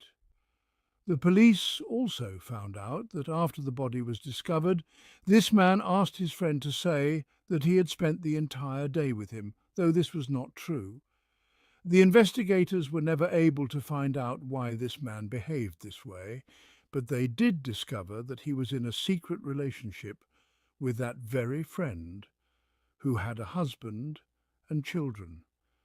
Janelle mentioned this in her diary, and perhaps the man did not like that she knew about their relationship. Despite this, both provided their fingerprints, which were compared with samples from the black oilcloth. The police also searched their homes and cars, but could not find any leads. The next suspect was a man with whom Janelle had been in a relationship for 9 months. He was also checked for possible involvement, but the police could not find any evidence against him. In addition to this, the diary mentioned several other people with whom Janelle had strained relationships, but they all agreed to provide their fingerprints and DNA. At one point, the police even considered the victim's parents as suspects, since the murder happened the day after they arrived on the island. But this version did not hold up under investigation. Since then, there had been no progress in the case. For months, the police tried to find new suspects and re-examine the evidence, but this led to a dead end. At some point, they announced a substantial reward of $300,000 for information related to the case. However, none of the leads brought them any closer to catching the killer. 2 years later, investigators resumed the investigation. The first thing they did was review the collected fingerprint samples. Additionally, they added all the fingerprints collected from suspects in other cases that had occurred on the island over the last few years. All these prints were stored on paper, so the experts had to manually compare each one. This process took quite some time, but in the end, the detectives received the long-awaited call. The fingerprints of one of the suspects from another case matched 2 prints found on the black oilcloth in which Janelle's body had been wrapped. This person was a 20-year-old man named Glenn McNeil. Soon after Janelle's murder, the police had questioned him on suspicion of breaking into someone else's house, but he was not arrested. Despite this, his fingerprints had been taken and stored in the case file. The police also learned that McNeil had a white car in 2002, and as we recall, the witness saw the victim next to a similar car just a few minutes before her death. The police immediately began to search for Glenn McNeil to interrogate him, but he had left the island shortly after the murder. They located him in Brisbane, Australia, where he had started a new life. McNeil had a new job, a girlfriend, and no apparent criminal record. However, despite his seemingly normal life, the evidence linking him to Janelle's murder could not be ignored. Investigators flew to Brisbane to bring McNeil in for questioning. He denied knowing Janelle Patton and claimed to have no connection to her death. Nevertheless, his fingerprints found on the black oilcloth told a different story. McNeil couldn't explain how his fingerprints had ended up on the oilcloth, but the detectives felt they were close to solving the case. In addition to his fingerprints, police also focused on the fact that he had owned a white car around the time of the murder. They continued to investigate, searching for any further connections between McNeil and Janelle Patton. During this time, they re-examined his whereabouts on the day of the murder. Witnesses came forward stating they had seen McNeil on the island that day, but no one could definitively place him with Janelle before her death. The case continued to build as more circumstantial evidence piled up. Police hoped to find some forensic evidence linking McNeil to the crime scene or to Janelle herself. As part of their investigation, detectives interviewed McNeil's family and friends, trying to get a sense of his behavior and activities around the time of the murder. They also re-examined the crime scene photos and the evidence collected in 2002, hoping to find new clues with the aid of advancements in forensic technology. At this point, the case had dragged on for years with no clear answers. In 2006, 4 years after the murder, police decided they had enough evidence to charge Glenn McNeil with the murder of Janelle Patton. They arrested him in Brisbane and brought him back to Norfolk Island to stand trial. The trial was a major event for the island community, which had not seen a murder case in over a century. The prosecution argued that McNeil had killed Janelle in a violent confrontation, possibly after a failed abduction or robbery attempt. They emphasised the fingerprints on the black oilcloth, McNeil's ownership of a white car, and his presence on the island at the time of the murder. The defence, however, countered that there was no direct evidence linking McNeil to the crime. They argued that his fingerprints could have ended up on the oilcloth through an innocent interaction and that there was no motive for him to kill Janelle. Throughout the trial, the jury was presented with the forensic evidence, witness testimonies, and the timeline of events on the day of Janelle's murder. After weeks of deliberation, McNeil was found guilty of Janelle Patton's murder. The verdict was a relief for the residents of Norfolk Island, who had been living in fear and uncertainty since the brutal crime. McNeil was sentenced to life in prison, marking the end of a long and painful chapter for the island community. Even after McNeil's conviction, some questions remained unanswered. What exactly happened in the moments leading up to Janelle's death? Why did McNeil target her, and was there anyone else involved? While the trial brought a sense of closure, it also left some lingering mysteries about the case.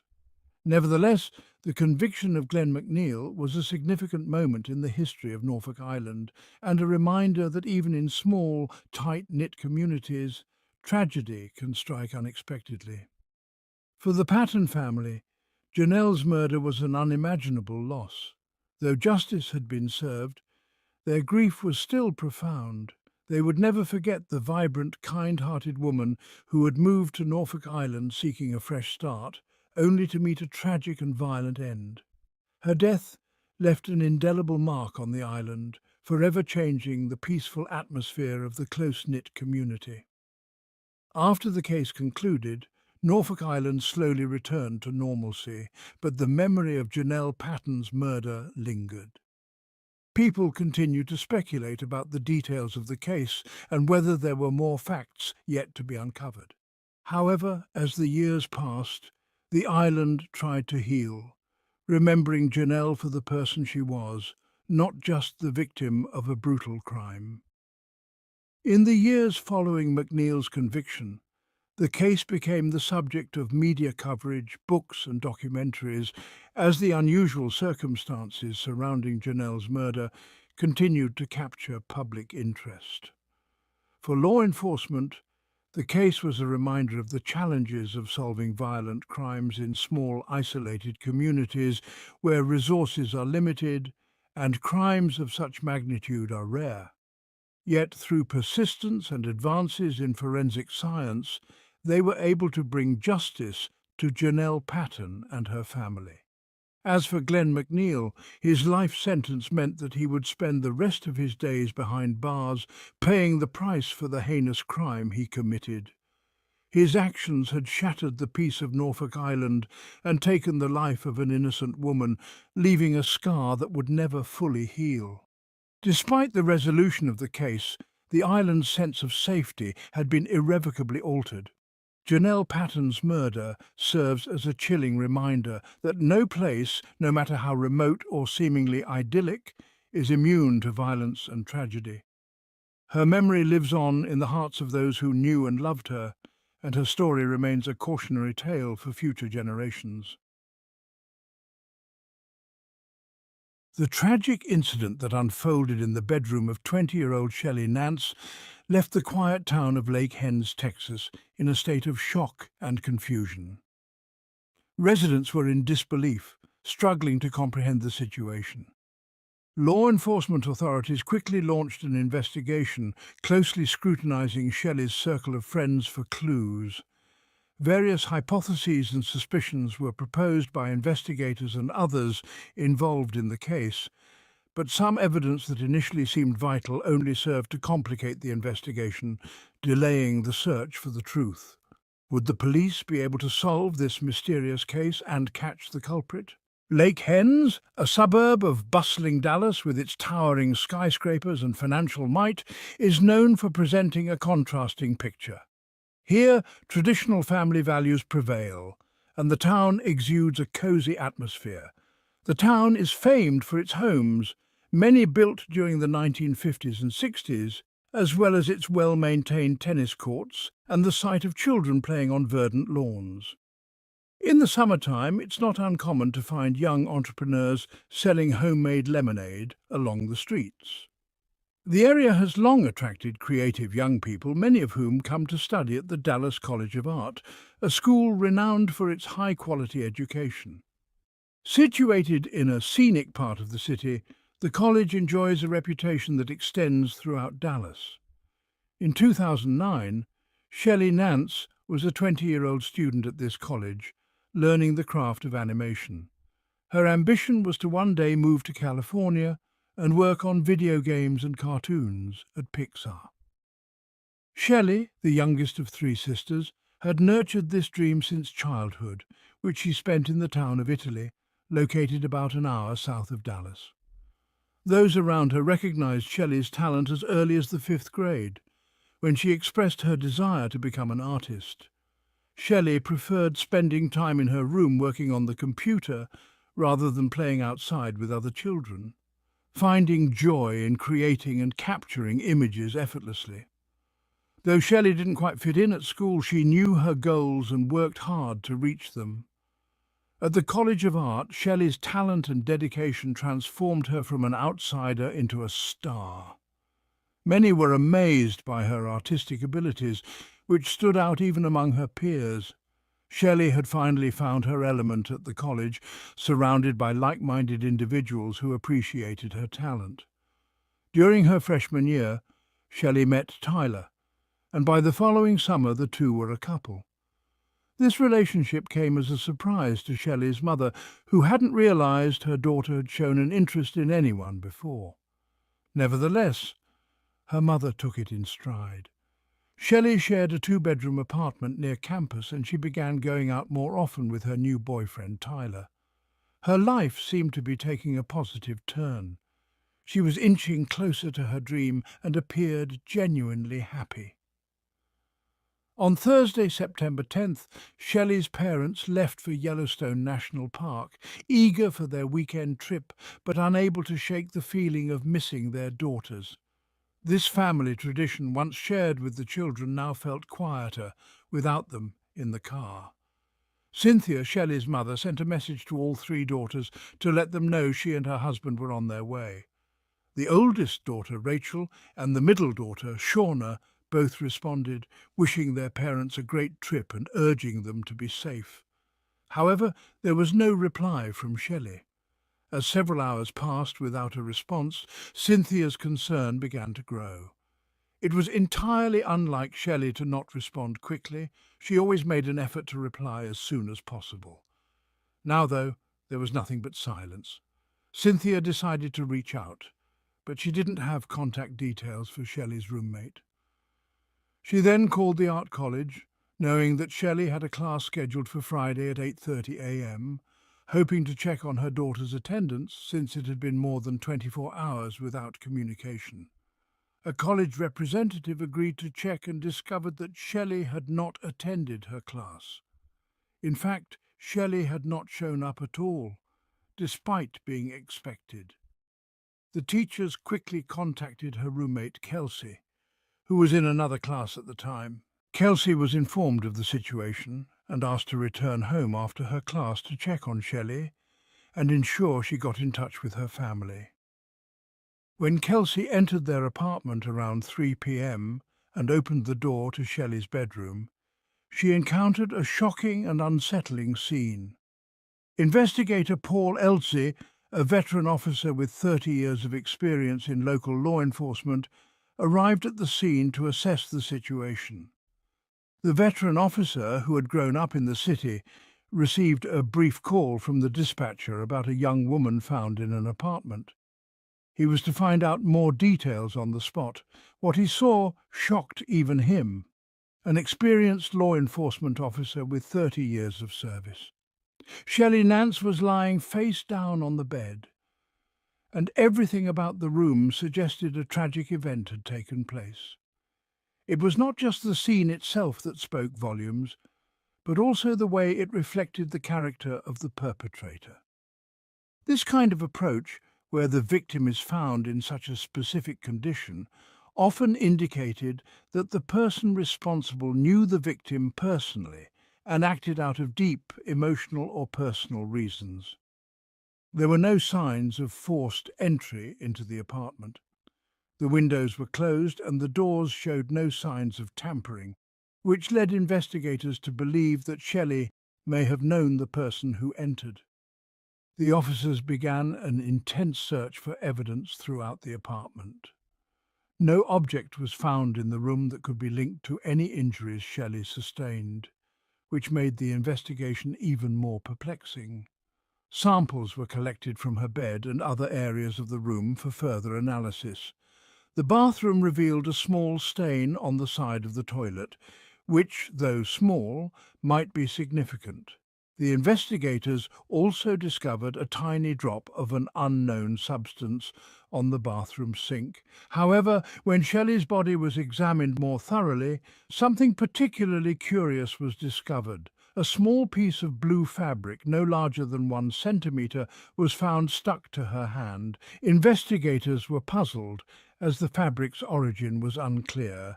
This clue could potentially be a breakthrough, but there was no immediate explanation for its presence. Based on the condition of her body, the event had taken place fairly recently. Shelley's electronic devices, her phone and computer, were seized by investigators to establish a more precise timeline of her last activities. After reviewing her phone messages and computer activity, police narrowed down the time of the incident to between 6 a.m. and 11 a.m. on Thursday, the same time Shelley's parents had tried to reach her while on their road trip. The Nance family had already covered nearly 2,000 kilometres on their journey to Yellowstone National Park when Cindy Nance received a concerning call from the art college where Shelley studied. The connection was poor, but she managed to hear enough to realise that something terrible had happened to her daughter. Cindy, pale and gripped by fear, turned to her husband and asked, "What does this mean?" His answer came like a thunderbolt, with questions racing through both of their minds. Who could have done something like this? How had it happened? Why? Without any hesitation, they turned their car around and began their long drive back to Texas, feeling helpless and desperate for answers. In the meantime, Shelley's roommate Kelsey, who had discovered the scene, became a person of interest for the investigators. She had lived with Shelley and interacted with her more frequently than others. Investigators quickly focused on her to rule out any possible involvement, especially since she hadn't noticed anything unusual for hours after the event. When questioned, Kelsey explained that she and Shelley had separate routines, and they often didn't see each other for days, despite living in the same apartment. Kelsey was called to the police station for formal questioning. During the interrogation, investigators noticed that she remained surprisingly composed given the gravity of the situation. This calmness aroused suspicions, especially when parts of her story didn't add up. The investigators pressed Kelsey on how she could not have noticed the clear traces of the incident in the apartment, as there were signs throughout the home. Her explanation seemed weak. She claimed to have noticed something odd on the bathroom sink, but didn't think much of it. Though her story raised red flags, Kelsey agreed to provide a DNA sample for analysis. As the investigation proceeded, rumours about Shelley's tragic death spread quickly through Lake Hens. The small town, usually tranquil and closely knit, was stunned by the incident. Shelley had grown up in the area, and many of the residents had watched her from childhood to adulthood. The uncertainty surrounding her death fueled fear and speculation among the townspeople, who tried to process the devastating news. Meanwhile, the investigators turned their attention to Shelley's romantic relationships, specifically her boyfriend Tyler. The two had only been dating for 2 months, which made his involvement in her life relatively new. Tyler was called in for questioning, and during his interview, he portrayed himself as a quiet, mild-mannered individual who had a deep affection for Shelley. He described how he had spent most of the days Shelley disappeared at college. However, investigators noticed something peculiar: scratches on Tyler's body. When asked about them, Tyler explained that they were self-inflicted due to a nervous habit. Despite the long hours of questioning, Tyler maintained his innocence. Still, the investigators needed more answers. They conducted a search of Tyler's apartment where he lived with his roommate Daniel. What they found was unexpected. Tyler had a collection of bladed weapons, including knives, throwing stars, and swords.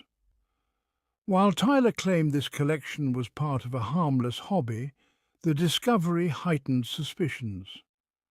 In Tyler's bathroom, investigators found a plastic bag containing hair and what appeared to be red stains. Tyler insisted that the bag wasn't his and that it had been planted there to frame him. Without sufficient evidence, the police were unable to make an immediate arrest. They awaited the results of DNA tests from the samples found at the scene and the items in Tyler's apartment. The investigation continued, and as the days passed, the Nance family held a funeral for Shelley. Though many of Shelley's friends attended the service, her parents specifically asked Tyler not to come, still harbouring suspicions about his involvement. Weeks later, the forensic results arrived. The DNA analysis of the hair found in Tyler's bathroom matched Shelley's, making Tyler the prime suspect in her death. This crucial piece of evidence seemed to confirm what the investigators had long suspected. At the same time, the analysis cleared Kelsey of any wrongdoing, as her alibi for the time of the incident was solid. Yet, as the police dug deeper, a new twist emerged. Tyler and Daniel's former roommate Isaac, who had moved out shortly before Shelley's death, came forward with some interesting information. He revealed that Daniel had an unusually close relationship with Tyler, often controlling his movements and taking care of all his personal matters. Isaac's testimony suggested that Daniel may have harboured feelings for Tyler that went beyond friendship. Investigators now faced a new question. Could Daniel have been involved, driven by jealousy over Tyler and Shelley's relationship? Further investigation revealed even more troubling details. It turned out that Daniel had borrowed Shelley's car shortly before her death, and he had access to her apartment key. He had recently made a copy of the key, which he didn't disclose to investigators. With these new developments, the police decided to question Daniel again.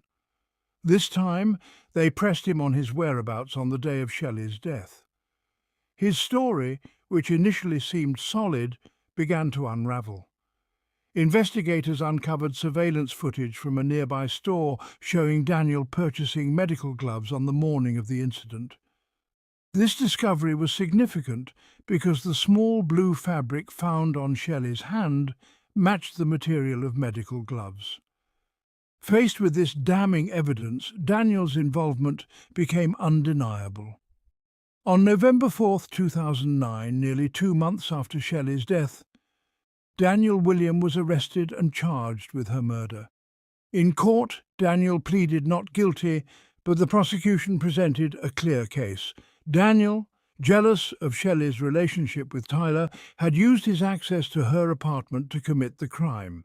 His plan had been meticulous, but a single piece of fabric had ultimately led to his undoing. As the trial continued, more details about Daniel's complex personality and past interactions with Shelley emerged. Witnesses were called who testified to noticing odd behaviour in Daniel long before Shelley's death. His intense attachment to Tyler had been noted by friends, and some of them expressed concerns about Daniel's growing possessiveness. He had reportedly been upset about Tyler dating Shelley. though he had never confronted either of them directly about it. In a particularly emotional moment during the trial, Tyler took the stand to testify about his relationship with both Shelley and Daniel. He admitted to feeling uneasy about Daniel's increasing interest in his personal life, but he had never imagined it would lead to such a tragic outcome. Tyler described Shelley as a caring and talented individual who had brought joy into his life, but now, because of Daniel's actions, he was left with a profound sense of loss and guilt for not recognizing the warning signs earlier. The prosecution meticulously laid out the timeline of events, piecing together Daniel's movements leading up to the day of the crime.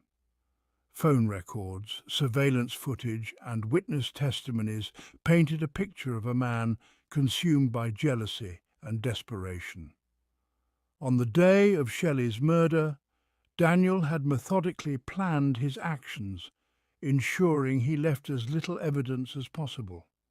But the small blue fabric from the gloves and the forensic match to the hair found in Tyler's apartment had sealed his fate. As the trial came to a close, the jury deliberated for 2 days before returning with a guilty verdict. Daniel was sentenced to life in prison without the possibility of parole, bringing a sense of closure to Shelley's family and friends. However, the emotional scars left by the crime would linger for years. Tyler, though cleared of any involvement, struggled to rebuild his life in the aftermath of the trial. He moved away from Lake Hens, hoping to start fresh in a new city where he wouldn't be constantly reminded. Nelly Andrena Duarte Hilario was born in 2005 in San Francisco de Macorís, Dominican Republic. Her parents, Jenny Hilario and Wilson Duarte, were young when she was born. They met in the same neighborhood, leading to a casual relationship. When Jenny became pregnant, Wilson, despite his youth and street life, decided to embrace fatherhood with love and responsibility. Although their daughter was a blessing, they soon realized that they were not meant to be together as a couple. However, they maintained a friendly relationship, prioritizing their daughter's well-being, and never lived together. When Janelli was about 4 years old, Jenny got a job in Cotuí, about an hour away from their home. As a result, Wilson took over primary care of Janelli, living with his mother, who also played a major role in raising her. Janelli had a happy childhood, filled with dancing and playing with animals. Despite the geographical distance, she remained in regular contact with her mother, who visited frequently. Meanwhile, Wilson found comfort in Christianity and eventually started a new family. When Janelli was around 10 or 11, he presented her with a choice: to continue living with her grandmother or to move in with him and his new wife. To everyone's surprise, she chose to live with her mother in Cotuí, where Jenny had also embraced Christianity and started a new family, including 3 sons. From the outside, it seemed like Janelli had everything needed for a happy life. In one of these attempts, Janelli threw herself from a 4th floor but miraculously survived. She was admitted to a psychiatric center where she received therapy and medication. Wilson mentioned that they had many conversations about her attraction to people of the same sex. From his perspective, he tried to guide her in what he believed to be the right path, as her sexual orientation conflicted with his religious beliefs. However, he always reassured her of his love as a father, emphasizing that while sin could be rejected, the sinner was not. Jenny shared the same beliefs and similarly hoped that Janelli would eventually change her mind and follow a life path they deemed correct based on their conservative and religious views. Despite these tensions and numerous internal struggles, Janelli managed to overcome her depression and appeared to be heading toward a fuller and happier life. However, there were aspects of her personal life that she kept secret from her family. When she was 16, she met Ami Giraldo Peña, a young woman 3 years older than her, and what began as a friendship quickly developed into a romantic relationship. Ami, like Janelli, was attracted to people of the same sex. However, Ami's family's resistance to her sexual orientation wasn't rooted in faith, but rather in concerns over social image and recognition. Ami came from a family with a high economic standing where appearances mattered greatly. Her parents, both medical professionals, valued their reputation and did not permit their daughter to openly express a sexuality that did not conform to societal norms. Understanding her family's perspective, Ami kept her relationship with Janelli a secret, introducing her as just a best friend. On the other hand, Janelli's parents claimed not to know anything about Amy as their daughter concealed the relationship from them. She likely did so in an attempt to appear as though she had changed, hoping to gain their acceptance. As this secret relationship continued, Janelli's parents persistently pressured her to, as they put it, leave that life. They encouraged her to find a boyfriend and even expressed their desire for grandchildren in the near future. The pressure was overwhelming for the young girl, and at one point she promised her father that she would stop feeling attracted to women and would become the person he had always wanted her to be. On the surface, it appeared that she was trying to do just that. By the end of 2023, Jenny had moved to another city for work. Although they still saw each other every 15 days, Janelli, not wanting to stay alone in Cotuí, decided to move back to her paternal grandmother's home in San Francisco de Macorís. This move also involved leaving behind a broken heart, as she ended her relationship with Ami, determined to abandon the supposedly sinful life that her family rejected. Around that time, Janelli began a long-distance relationship with a boy living in the United States. They talked often during the day and had plans to meet in person once she finished high school, which was just a few months away. He sent her flowers, gifts, and even a promise ring, though some media outlets mistakenly reported that they were engaged. The truth was that the ring was merely symbolic. To her family and friends, it seemed as though Janelli was living one of the happiest moments of her life. Having spent about 4 months in San Francisco de Macorís, she had seemingly overcome her depression and was enjoying life with her new love. She spent time going to the beach, getting her nails and hair done, and enjoying the company of her dog, Lily. However, on Easter 2024, Jelly and her mother had agreed to meet in Cotuí, since the young girl was on school vacation and Jenny had a few days off from work. They planned to reunite on March 28th, but Janelli decided to go a couple of days early to spend time with her aunts and cousins while waiting for her mother. She stayed at one of her maternal aunt's homes. On March 26th, she told her aunt that she was going out with a friend, but did not provide further details about where she was going. She assured her that she would be back soon. Around 7 p.m., someone picked her up in a van. As the hours passed, no one was overly concerned at first, but when her boyfriend was unable to contact her, he reached out to Jenny, asking if her daughter was with her. Jenny hadn't heard from her daughter either, and the last message she had received from Janelli was at around 7 p.m. Concerned, she called her sister to check if the young girl had returned to her aunt's house. Realizing that no one knew where Janelli was, her family became increasingly anxious. 12 hours passed without hearing from her, which was highly unusual since she was always glued to her phone.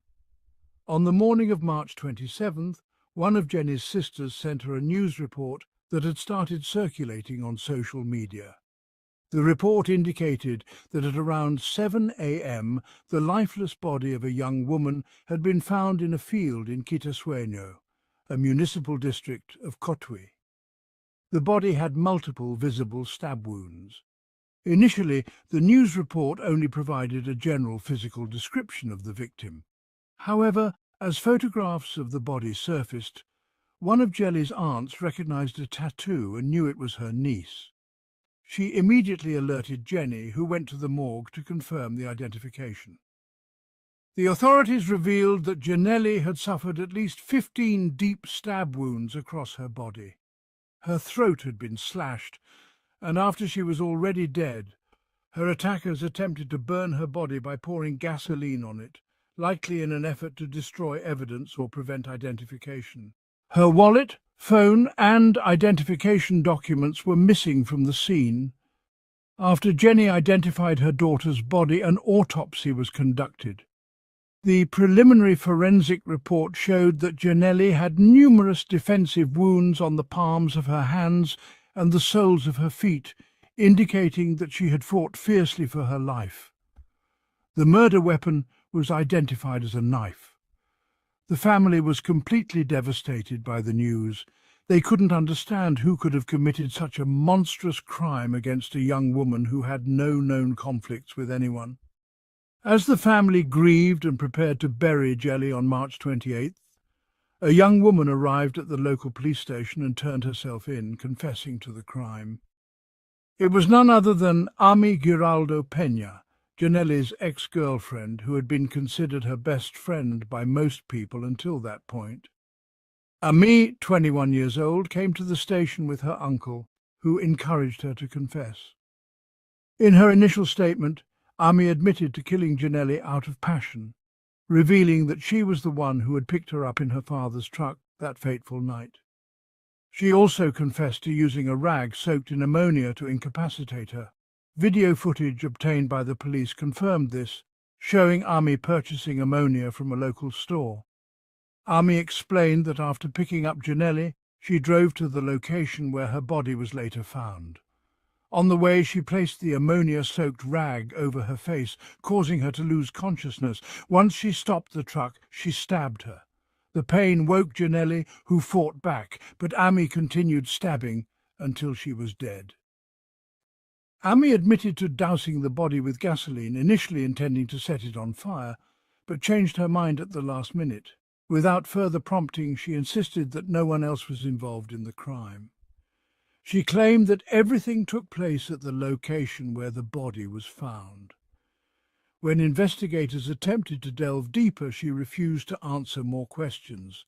Her only additional explanation was that she had told Giannelli that she no longer wanted to continue their relationship, but Giannelli persisted, and she felt overwhelmed.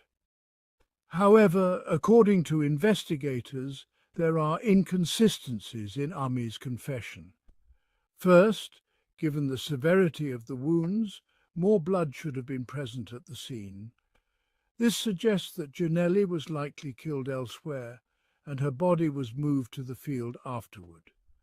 Additionally, the fact that Giannelli's clothes were intact, with no visible tears, indicates that she may not have been dressed during the stabbing and was clothed afterward.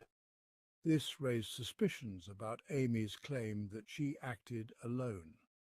The case rapidly gained national attention in the Dominican Republic, with media outlets delving into the details of Giannelli and Ami's relationship.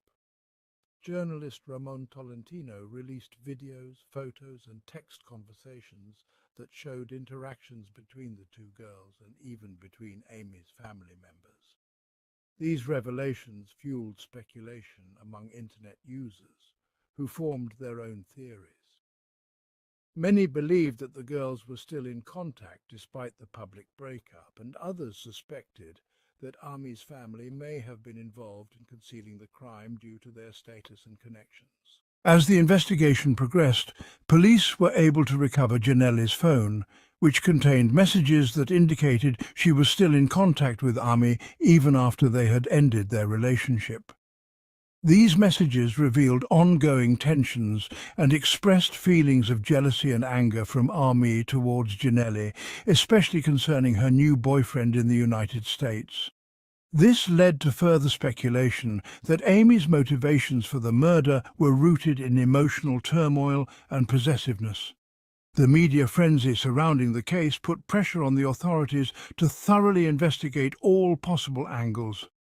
Giannelli's family, devastated and seeking justice, demanded that the police explore any potential accomplices and investigate the full context of the relationship between the two young women. Despite Ami's confession, the case remained complex. Legal experts pointed out that confessions can sometimes be coerced or influenced by emotions, particularly in cases involving domestic violence or passion crimes. There were concerns that Ami might not have acted alone, and some suspected that family members could have played a role in the crime or its cover-up. As the trial approached, public sentiment grew divided. Supporters of Giannelli rallied for justice, calling for a thorough investigation into all aspects of the case and advocating for measures to protect LGBTQ plus individuals in the Dominican Republic, where discrimination and violence against the community are prevalent. In contrast, Ami's family claimed she was a victim of circumstances, arguing that the intense emotions surrounding young love could lead to tragic outcomes. The trial eventually began, drawing national and international attention. During the proceedings, Ami maintained her initial confession but began to express remorse for her actions. The defense argued that she was overwhelmed by her emotions and acted in a moment of passion, requesting a lenient sentence. In contrast, the prosecution aimed to establish the premeditated nature of the crime, highlighting the planning involved in the murder and the efforts made to conceal it. As the court hearings continued, the case brought to light broader issues surrounding mental health, familial pressure, and societal acceptance of LGBTQ plus individuals in the Dominican Republic. Activists used the case as a rallying point to advocate for better protections and support for marginalized communities, emphasizing the need for open discussions about love, identity, and acceptance. Ultimately, the outcome of the trial would have lasting implications not only for Giannelli's family and Ami, but also for the LGBTQ plus community in the region. The case served as a tragic reminder of the consequences of societal pressure, the complexities of young love, and the urgent need for change in how society views and treats individuals based on their sexual orientation.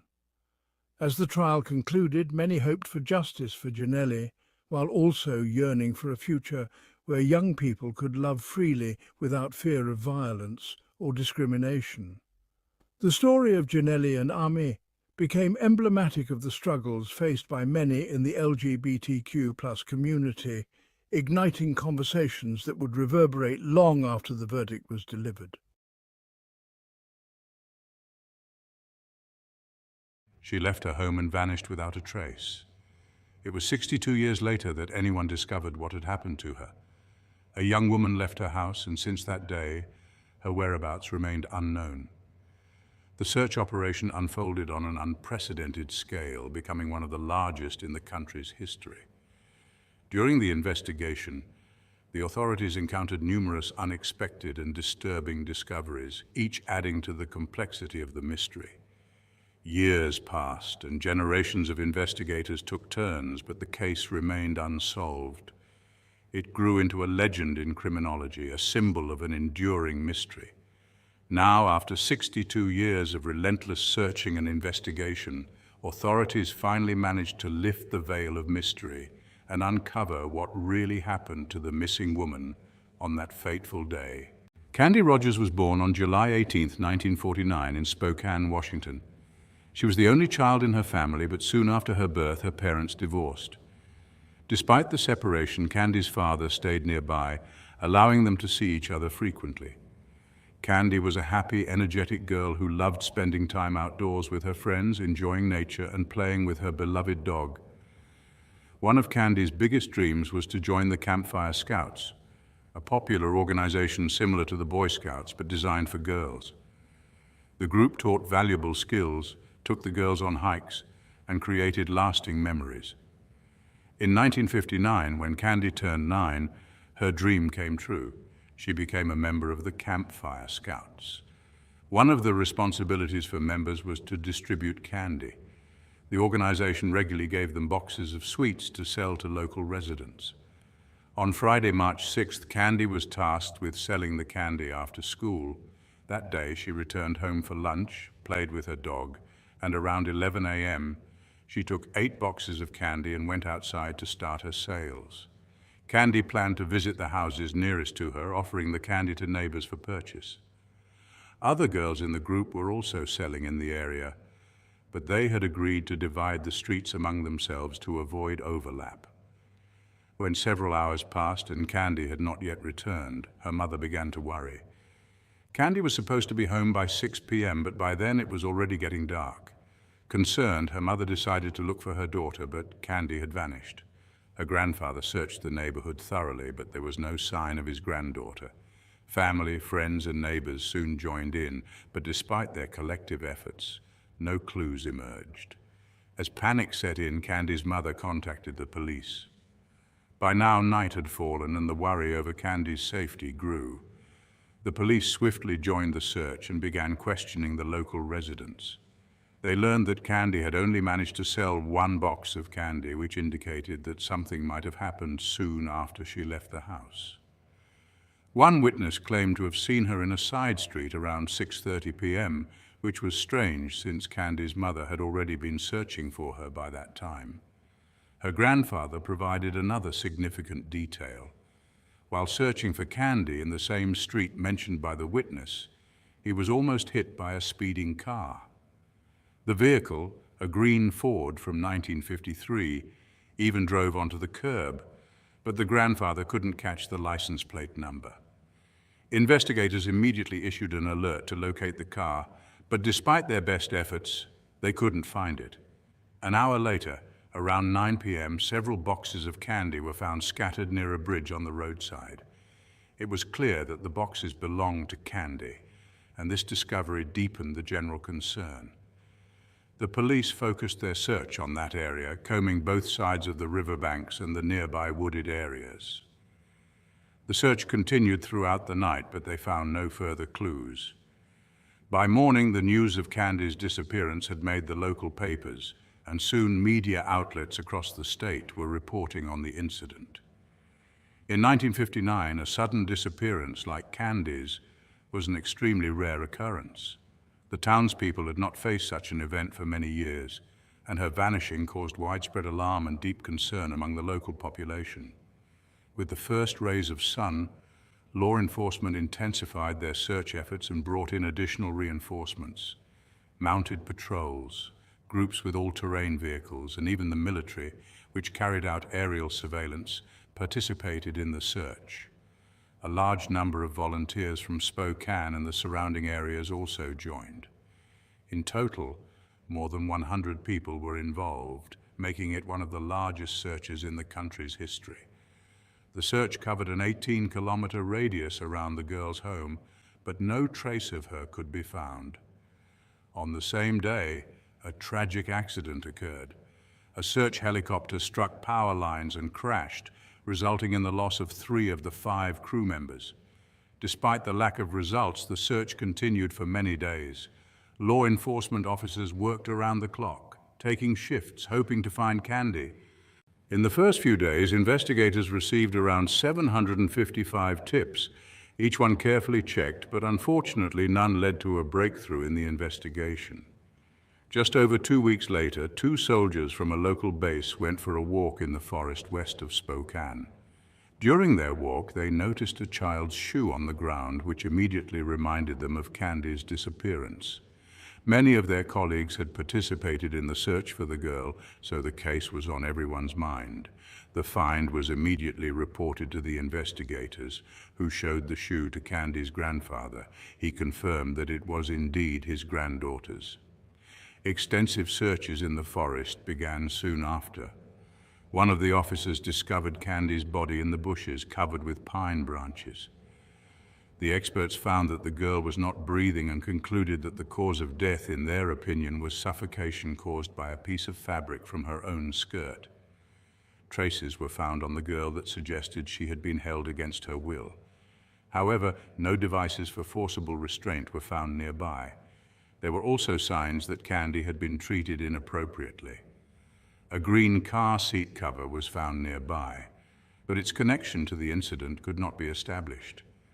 A small purple stain, which appeared to be grape gum, was noticed on Candy's clothing. But the significance of this detail also remained unclear. With no substantial evidence, investigators were operating virtually blind, checking leads and investigating the possible involvement of hundreds of people, from neighbors to known suspects and convicted offenders. Soon their attention was focused on 50-year-old Alfred Graves. The reason for the suspicion was unusual. The man died on the same day Candy's body was found. This happened in his car, not far from where Candy's candy boxes were found. He also lived only a few hundred meters from the girl's house. In Alfred's car, they found a rope and women's hair clips. When his apartment was searched, numerous newspaper clippings about crimes against women and girls were found. It turned out that many women had accused him of inappropriate behavior, and his wife even suspected him of being involved in Candy's disappearance. Despite this disturbing chain of facts, investigators could not find any convincing evidence linking Alfred to the incident. They were hesitant to clear him of suspicion, but were unable to confirm his guilt. Investigators continued their efforts, checking new suspects. A few months after the incident, they had an impressive list of names stretching several pages long. Law enforcement thoroughly investigated each one, but each time found no convincing evidence of involvement. Later, another person caught the attention of the investigators, Hugh Moores, who was arrested in 1961 for a number of offenses. An interesting detail was linked to Hugh. He was known to constantly chew grape gum, which reminded the investigators of the gum-like stain found on Candy's clothing. Another reason for suspicion was that a few months after Candy's disappearance, two similar cases occurred in the same area. Hugh had begun breaking the law at a young age. He was first arrested for inappropriate behavior toward a woman, but did not receive a severe punishment. He was merely discharged from the army, where he was serving at the time. Afterward, he committed several crimes in Los Angeles, for which he only spent 6 months in prison. Upon his release, Hugh lured two girls to a secluded place by promising them ice cream, but then committed another unlawful act, leading to his arrest once again. Astonishingly, he managed to avoid a prison sentence. A medical commission diagnosed him with a personality disorder, after which he was placed in a closed mental institution. After 2 years, the doctors deemed him cured and released him.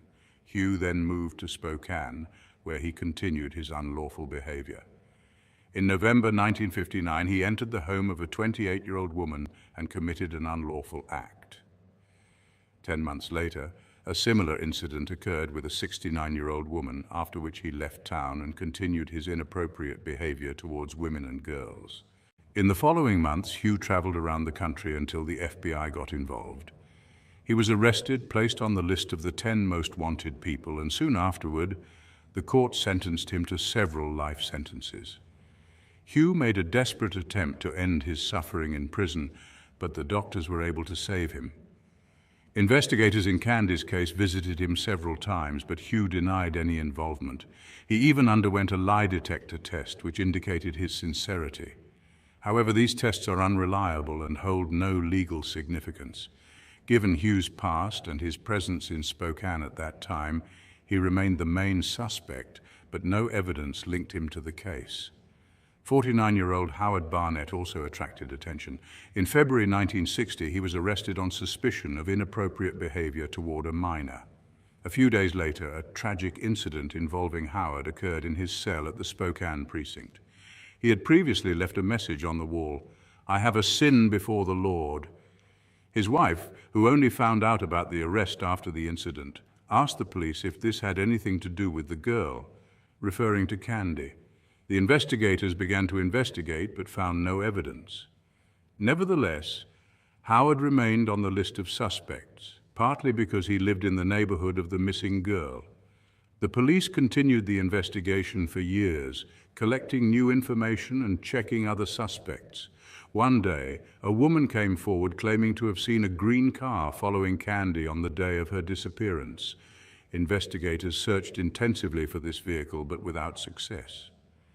In the following years, the case repeatedly returned to the focus of law enforcement, but each time the investigation reached a dead end.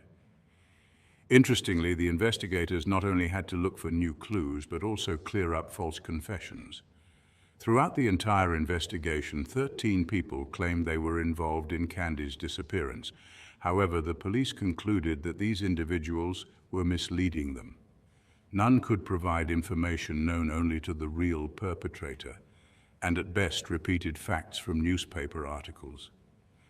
Amazingly, this phenomenon is typical of many sensational cases. People come to the police and take responsibility for crimes they did not commit. During the investigation, many officers in the police department changed positions, and each of them hoped they would be the one to solve the mystery. The Candy case became one of the most perplexing, not only in their city, but in the entire state. This incident deeply impacted the lives of many people. Before it, parents had little concern about letting their children play alone, but after Candy's disappearance, many reconsidered their approach to safety. In the early 2000s, the investigation was reopened and a new investigator decided to use modern technology. Fortunately, by 1959, the police had professionally collected and stored all the evidence, allowing experts to discover traces of a man on Candy's clothing.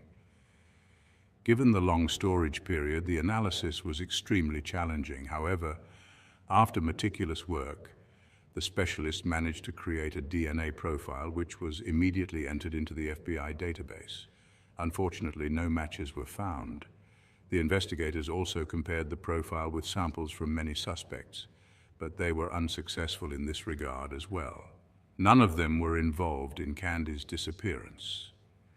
For all these years, many were convinced that Hugh Moores was responsible for this case, but the results of the investigation showed he was not.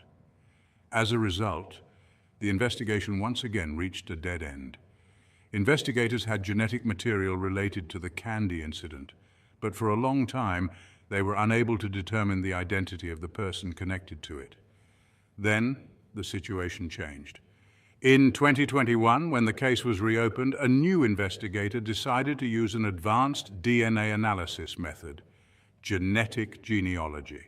This technology had helped solve many complex cases, and the investigator hoped it would help complete one of the longest investigations in history. He turned to several specialized laboratories, but encountered an obstacle. To apply the method, it was necessary to examine the original DNA sample.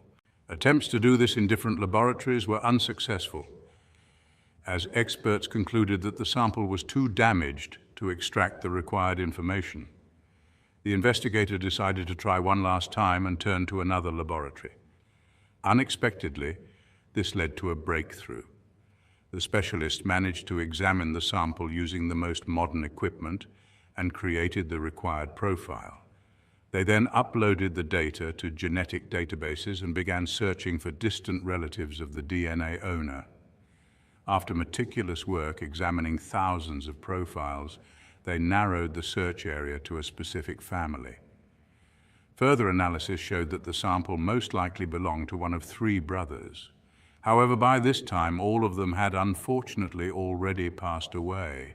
Nevertheless, the researchers and investigators found out that one of the brothers had a daughter and immediately contacted her. The woman was shocked by the suspicion of her father's possible involvement in the incident with Candy. Despite the shock, she agreed without hesitation to help with the investigation. The genetic analysis of the daughter showed a close relationship to the biological material found on Candy's clothing. This information became the key to the investigation.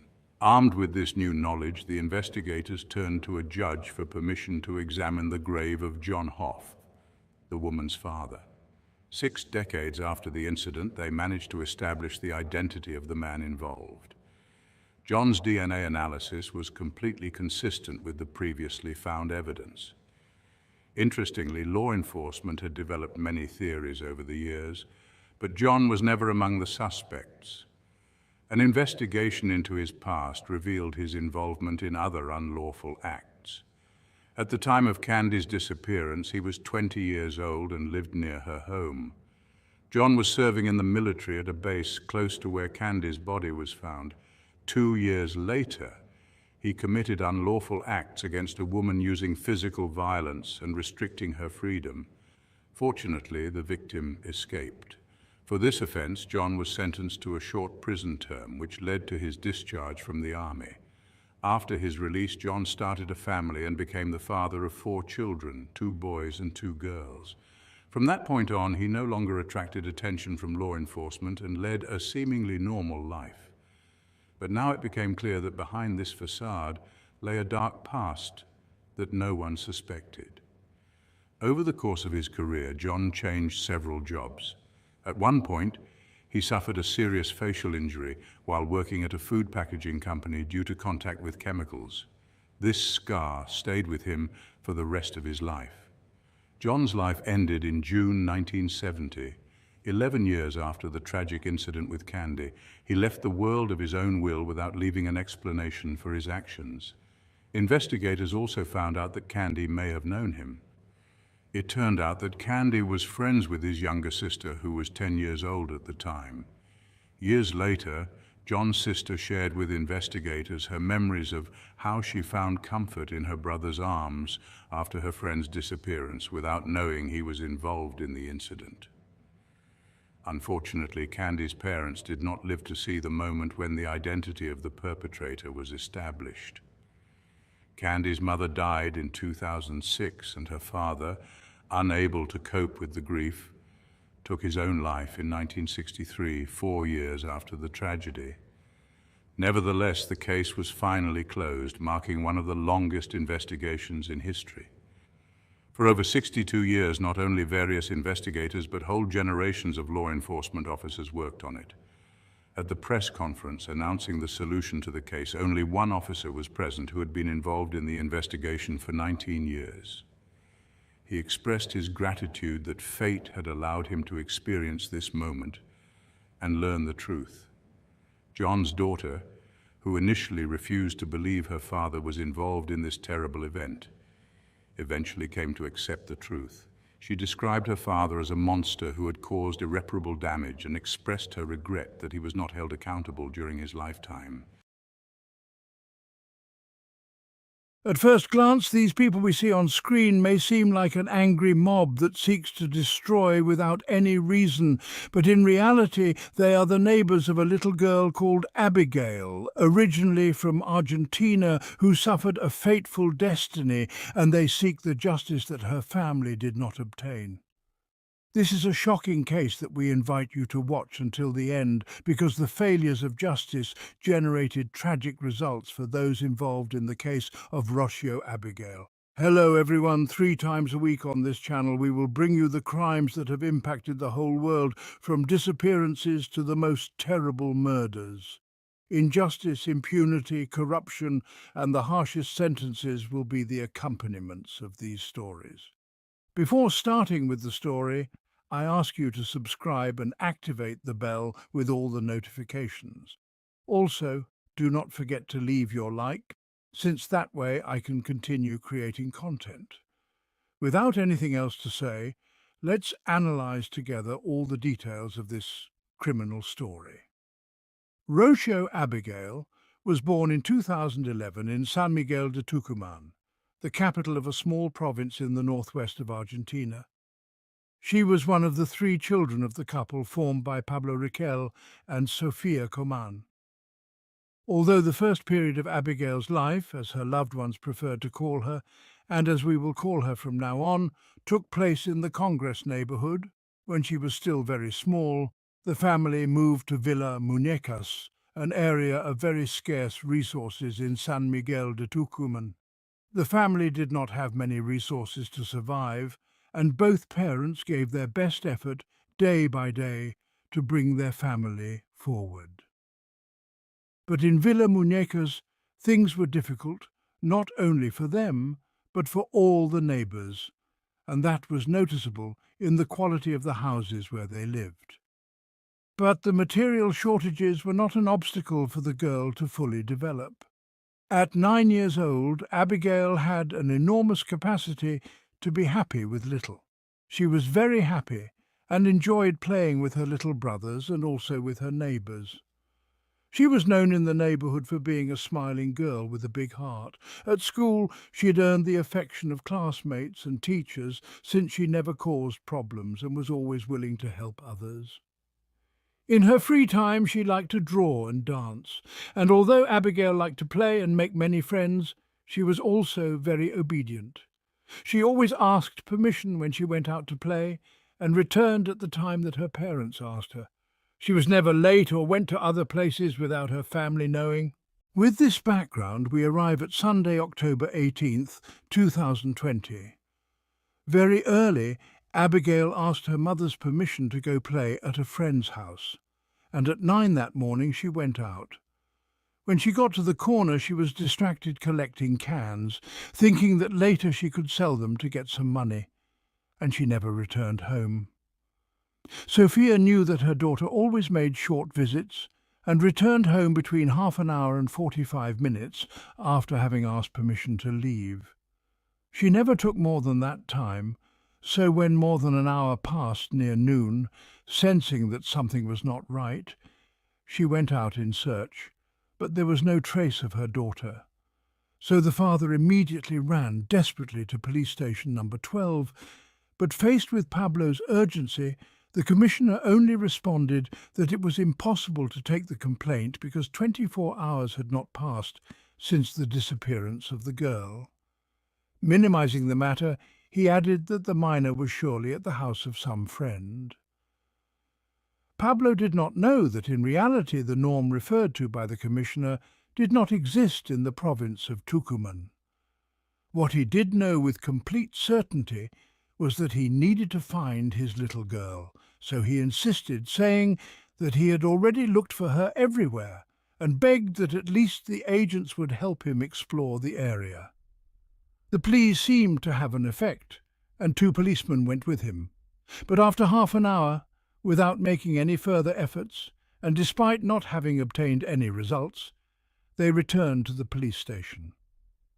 A while later, Pablo came back to ask for an explanation, and it was then that they told him that in addition to not having mobile phones or the equipment necessary for a search, the officers were already tired. With nothing to lose except his beloved daughter, the father implored, but it was in vain. From then on, between him, his family, and the neighbours, they began the search for Abigail. Meanwhile, for a couple more hours, the search for the area continued without the support of the forces of the law. So, with his own resources and a lot of will, they did not leave a corner unvisited until around 5 p.m.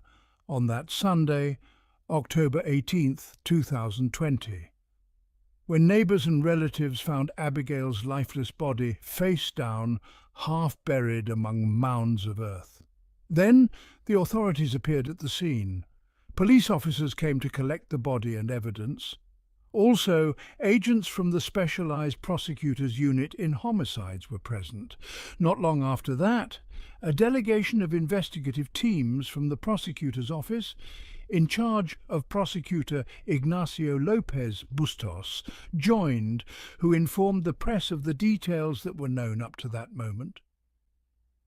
In parallel, and as a sign of protest, a group of residents from surrounding areas met next to one of the main avenues of the city, about 3 kilometres from where they had found the body. Almost immediately, incidents arose between the locals and the police. Apart from the pain caused by the crime, a large part of the population expressed their anger with the authorities for not handling the case as they should have. The locals believed that if they had found her in time, the girl could have been saved. Later, the police offered explanations. The official version stated that the different police departments of Gran San Miguel de Tucumán were suffering the consequences of the coronavirus, and between 10 and 15% of the staff was out of service due to contracting the disease. Amid the hustle, indignation and helplessness, a single demand echoed throughout San Miguel de Tucumán: to find the culprit. Although Sophia, the girl's mother, preferred her husband to face the media, in one of the few public statements she made, she tearfully thanked the neighbours for not leaving them alone, whether by helping them search for her little daughter or by sharing her photo to try and locate her. With the investigation already underway, Testimonies from neighbourhood residents pointed to a man whom some had seen with a girl earlier. His physical description also seemed to match photos investigators found on social networks. This man, Jose Antonio Guemas, lived in the same neighbourhood in a rather precarious home with his mother, sister and nephews. He was 24 years old. After beginning to consume illegal substances from an early age, Jose accumulated numerous criminal records over 10 years, mainly for robberies, thefts, and assaults committed on a motorcycle. Despite this, he never received a formal sentence, as his misdeeds were considered minor crimes. In July 2020, he was arrested for attempted robbery. After being detained for 10 days, a judge granted him the possibility of being released on bail. However, since he couldn't pay the bail, Jose remained in custody until October 10th of that year. 3 files against him were prepared for trial, but they all went into the concluding regime. This regime was used to resolve cases started before September 2020, when Tucumán's new criminal procedure code came into force. With delays so severe that some 33,500 files were pending, Jose was never summoned to account for his actions. Although rumours surfaced about his involvement in a case of sexual abuse, judicial sources refuted them. In recent times, Jose's addiction had escalated to intolerable levels, evident in his lost gaze and the numerous scars on his arms from cuts typically caused by periods of withdrawal, usually experienced in confinement. His mother had tried to help him, but since he showed no interest in recovery, her efforts were in vain. He had also threatened her many times, and many neighbours, especially women, lived in fear that he might harm their children. Less than a week after regaining his freedom on the night of Friday, October 16, 2020, Jose attempted to take his own life. After failing in this attempt, it's presumed that he spent the following hours in a state of mental alteration exacerbated by withdrawal syndrome. In this state, Jose stole from his own mother, taking a gas cylinder, a pair of sneakers, a small washing machine, and a clothes wringer. He then sold these items to a distant neighbour, caring only about obtaining money to buy narcotics. His mother could only recover part of the stolen items after searching for them with her daughter. Meanwhile, Jose returned home and stole money from his mother once again. When she returned from work, she went to file a complaint. Although the entire neighbourhood was certain Jose was the culprit, there was no solid evidence to support the accusation against him. The fact was that there was no firm evidence to directly link the suspect to the crime at that moment. The operation to remove the minor's body and transport it to the morgue ended the police confrontations that had occurred during the afternoon. However, this did not mark the end of the day. In the final hours of that day and into the early hours of Monday, October 19th, 2020, cars and motorcycles raced through the surrounding neighbourhoods, obsessively searching for the suspect. As soon as Jose was informed of the discovery, he and his mother disappeared from the neighbourhood without explanation, leaving their house empty. No one saw them leave, and no witnesses were found to indicate where they might have gone. By mid-morning, when the prosecutor issued an arrest warrant, the Homicide Division launched an intense operation to locate the suspect. Authorities also attempted to warn those conducting independent searches about the legal consequences of taking justice into their own hands.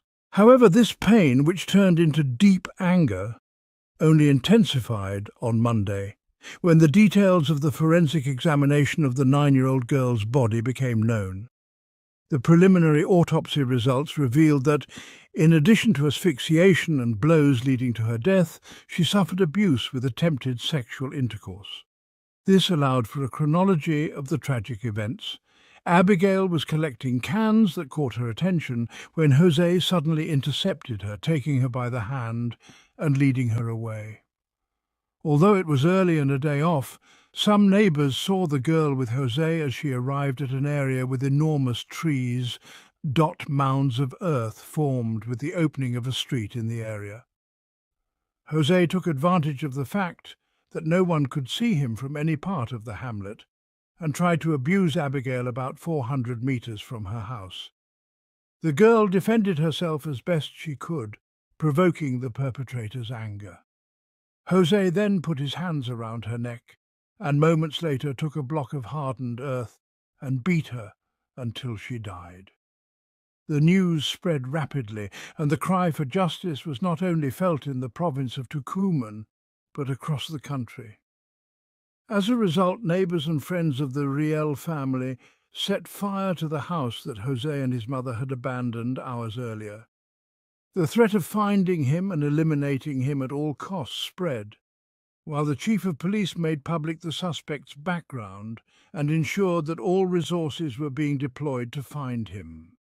The main concern of the force was to place him at the disposal of the homicide prosecutor's unit so that justice could determine his fate. The authorities considered charging Jose with sexual abuse with carnal access and homicide criminis causae, a crime committed to hide another crime. If found guilty, he would be sentenced to life imprisonment.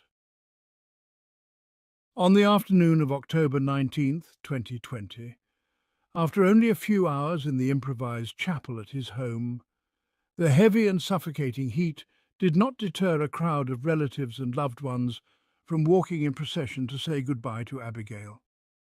There was a brief stop at the house of the girl's friend.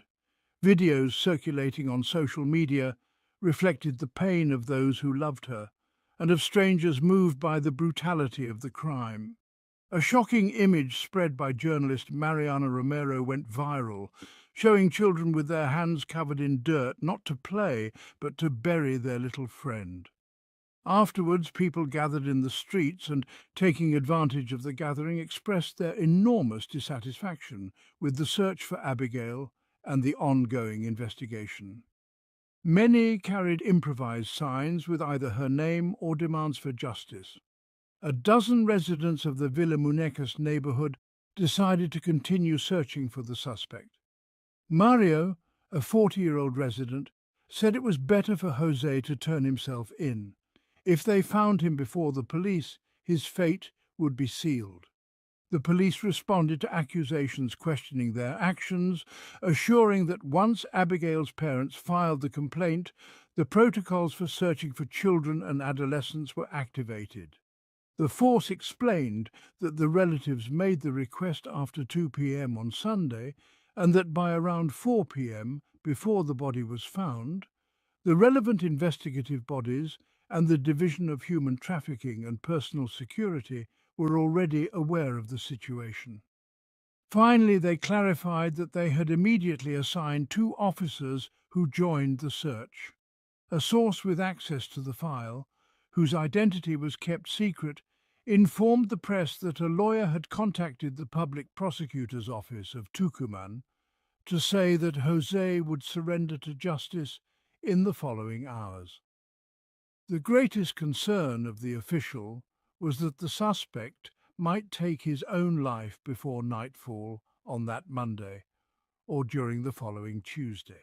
On October 20th, 2020, intense operations were launched to locate the suspect, involving personnel from the Homicide Division, the Western and Capital Infantry Special Units, the Motorized Patrol, the Rural Crimes Division, and the Dog and Cavalry Section.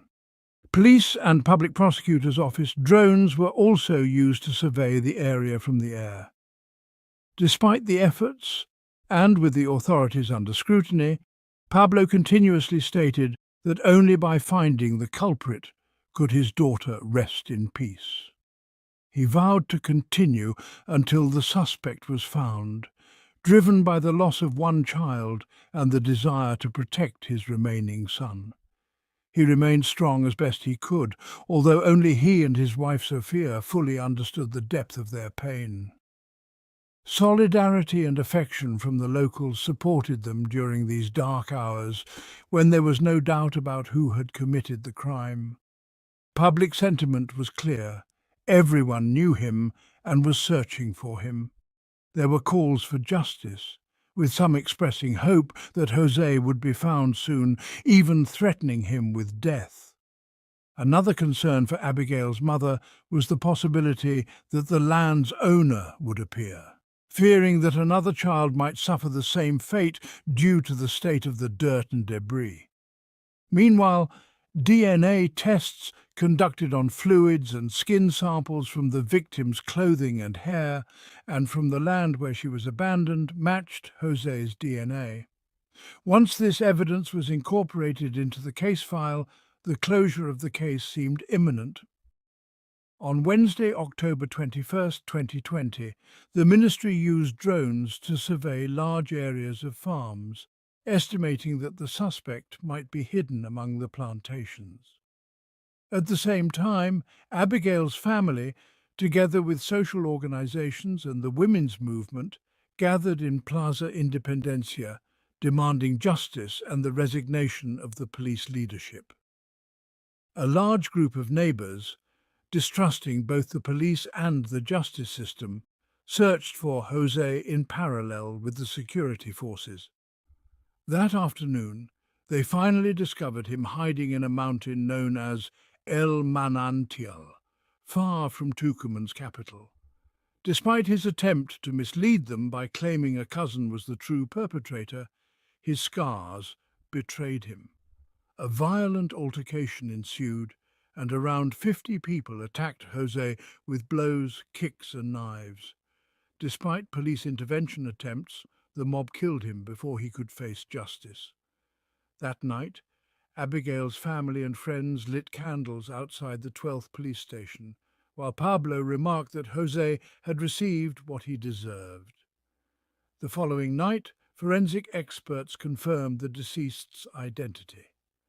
After several days without anyone claiming the body, it was buried in a common grave. A year later, Pablo was interviewed by local media, reflecting on the hardship his family endured since losing his daughter. He believed that being surrounded by family and friends helped them cope, with Abigail's memory always cherished. Despite rumors about building a house, Pablo and Sophia's goal was to create a modest grotto at the site where their daughter was found. They completed the grotto with the help of neighbors and acquaintances after obtaining landowner permission. They hoped this small memorial would allow people to light candles in Abigail's memory. The grotto was inaugurated shortly after, and her parents continued to visit the school she attended and the church. This routine gave them the strength to care for their other children. And with that, dear viewer, we conclude the criminal story of the day. I'd be interested to hear your opinion, so please leave a respectful comment about the victim and her family. If you enjoyed my work, subscribe and leave a like. Good night and see you next time. What drives humans to commit the most horrific acts against their own kind? What happens in the mind of someone capable of unimaginable evil? These are questions that have haunted us for years. Today, we delve into one of the most shocking cases in recent history to understand the darkness that can overtake a person. Martha Guzman Alvarenga was born in 2002 in the United States. She was the second daughter of Jorge Guzman and Amori Alvarenga, who had migrated from Olanchito, a small town in Honduras, in search of the American dream. They crossed borders illegally, hoping for a better future, not only for themselves, but for their daughters, Stephanie, their eldest, and Marta. They settled in Little Havana, Miami, where the neighbors lovingly called Martha Martica. Jorge worked tirelessly to support not just his family in Miami, but also children from a previous relationship back in Honduras. He and Amori took on any job they could to provide for their family. Despite the challenges, they raised their daughters with immense love.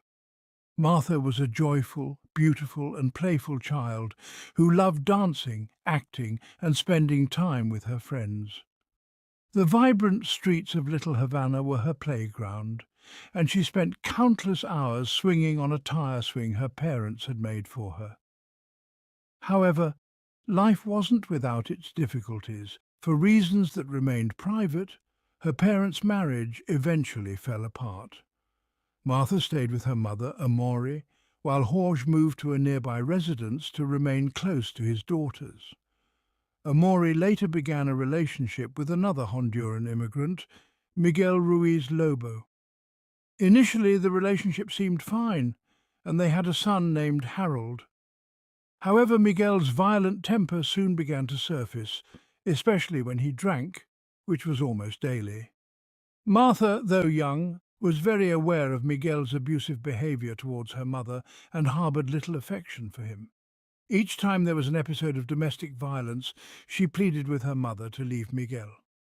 By early 2014, after years of enduring Miguel's abuse, Amori finally heeded Martha's pleas and decided to separate from him.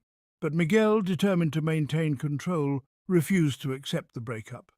Using their son Harold as an excuse, he rented a room nearby to keep tabs on Amori's every move.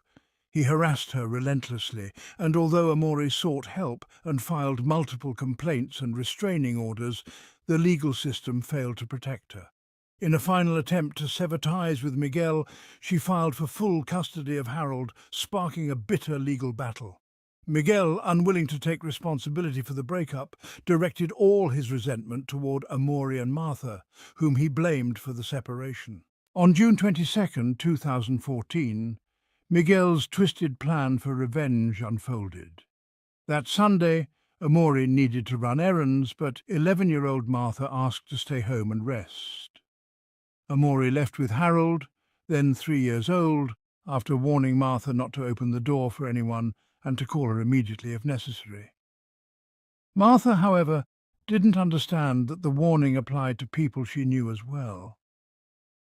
Shortly after Amori left, Miguel showed up at the house.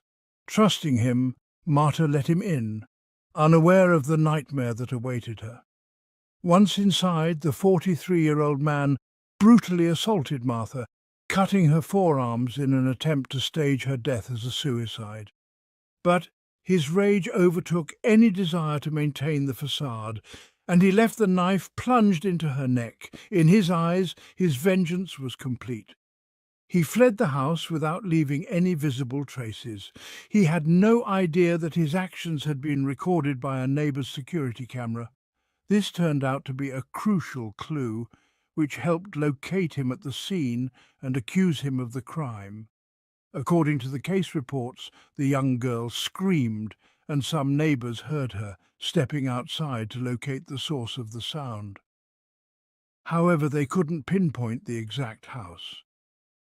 When Amori returned home shortly after, completely unaware of what had transpired, she stumbled upon a horrifying and gruesome scene. Her daughter, Martha, was lying face down on the living room floor in a state that was far worse than anything imaginable. Amori, gripped by panic, rushed over and picked up her daughter in her arms, turning her over to see what had happened. Martha's forehead was sunken, her lips were swollen, and she had urinated in her pajamas. Her arms bore cuts, her body was strangely both hot and cold at the same time, and her legs had stiffened. Amori's immediate reaction was to try and remove whatever object might be lodged in Martha's throat, thinking it could help her breathe, but it didn't work. Desperation overtook her as she began screaming for help, her cries alerting the neighbors, who quickly gathered outside her home to see what was happening. One of the neighbors made an urgent call to emergency services, explaining the gravity of the situation. The rescue team arrived almost immediately and tried their best to revive Martha, but despite their efforts, she did not respond. Martha was taken to Jackson Memorial Hospital, but by the time she arrived, there was nothing the doctors could do. She had already passed away, and all they could do was declare her death. Martha's father, Jorge, had been working in South Carolina at the time, but as soon as he heard what had happened, he rushed back to Miami as quickly as he could. In the meantime, Amori, overwhelmed by the trauma and devastation of losing her daughter, had to be hospitalized due to a severe nervous breakdown. Both parents were utterly crushed by the loss of their little girl, struggling to process the tragedy that had just unfolded. While Martha's parents were consumed with grief, the neighbours began to gather around the house as word spread that Martha had been taken to the hospital. The scene outside the house was chaotic, with police patrols surrounding the area and yellow crime scene tape marking off the perimeter. Miguel, one of the neighbours, tried to act as though he was concerned about what had happened. He approached one of the officers on the scene and asked what information they had gathered about the incident. When people began to speculate that Martha might have taken her own life, Miguel seemed eager to support that theory. He went so far as to suggest that this wasn't the first time Martha had tried to harm herself, attempting to make it seem as though her death was a tragic yet inevitable event. However, this theory was quickly dismissed. When authorities asked Amori if Martha had ever expressed any thoughts of wanting to leave this world, her response was firm and clear. Martha had never considered anything like that. She was a happy, lively child, full of joy and energy. Martha's closest friend, Anil Perez, who had known her for years and grown up with her, also confirmed that Martha had never shown any signs of harbouring dark thoughts. She was always playing, always laughing, and there was never any indication of sadness or distress. Upon closer inspection of the crime scene, investigators quickly realised that the evidence didn't point toward self-inflicted harm, but rather to an attack by another person. As the forensic examination progressed, it became clear that Martha's injuries were far too severe to have been self-inflicted. According to the forensic report, the cuts on Martha's forearms were so deep that they had severed her tendons, which would have rendered her hands useless. She wouldn't have been able to hold any object, let alone cause those injuries herself. This ruled out the possibility of suicide entirely. Furthermore, beneath Martha's fingernails, forensic experts found traces of skin, likely from her attacker. These samples were collected and sent to the lab for analysis, providing a crucial lead for the investigators. Now the authorities were in a frantic search for more evidence that could help them catch the person responsible for Martha's death, which had shocked and devastated the Latino community in Miami. Before long, suspicion fell on Miguel, especially after the police obtained the security camera footage from the neighbour's house. The footage showed Miguel entering Martha's residence around the time she was left alone and was attacked. When Amori learned that there was security footage capturing Miguel entering her house, she had no doubt that her ex-partner was involved in her daughter's death. She immediately told the police about the long history of violence and abuse that she had suffered at Miguel's hands, explaining that the likely motive for the crime was revenge. Miguel had wanted to punish her for leaving him. The Department of Children and Families also confirmed that there had been previous reports concerning the couple and that social workers had visited the home on more than one occasion. Armed with this information, the police brought Miguel in for questioning. During the interrogation, Miami Police Chief Manuel Orosa noticed that Miguel had scratches on his face. When asked about them, Miguel claimed that he had been at a party with friends and didn't know how he had gotten the scratches. However, the police believed that the scratches had likely come from Marta, as she desperately tried to defend herself during the attack. Despite their suspicions, the authorities had to wait for the DNA results to confirm their theory before they could make an arrest. Although the detectives were convinced that Miguel was responsible for the crime, and his story was filled with inconsistencies, they didn't have enough evidence to hold him, so they were forced to release him. However, they devised a plan to ensure that Miguel didn't flee. They asked Martha's parents to continue spreading the lie that Martha had taken her own life, hoping that Miguel would believe he had gotten away with the crime and would remain in the area while they awaited the DNA results. Meanwhile, Martha's family began the heartbreaking task of preparing for her funeral. It was an excruciating ordeal for her relatives, who struggled to comprehend the senseless loss of such a young life. To make matters even worse, Miguel had the audacity to attend the funeral, pretending to grieve alongside the family. His deception was sickening to everyone who knew what had truly happened. Despite his attempts to blend in, the family knew the truth, and Amore had to endure the torment of receiving messages from Miguel in which he expressed fake sorrow over Martha's death. A full month passed before the DNA results were finally ready, and the wait was agonizing for Martha's family. When the notification from the lab finally arrived, it confirmed that the DNA found beneath Martha's fingernails was a match for Miguel's. This gave the police the evidence they needed to make an arrest.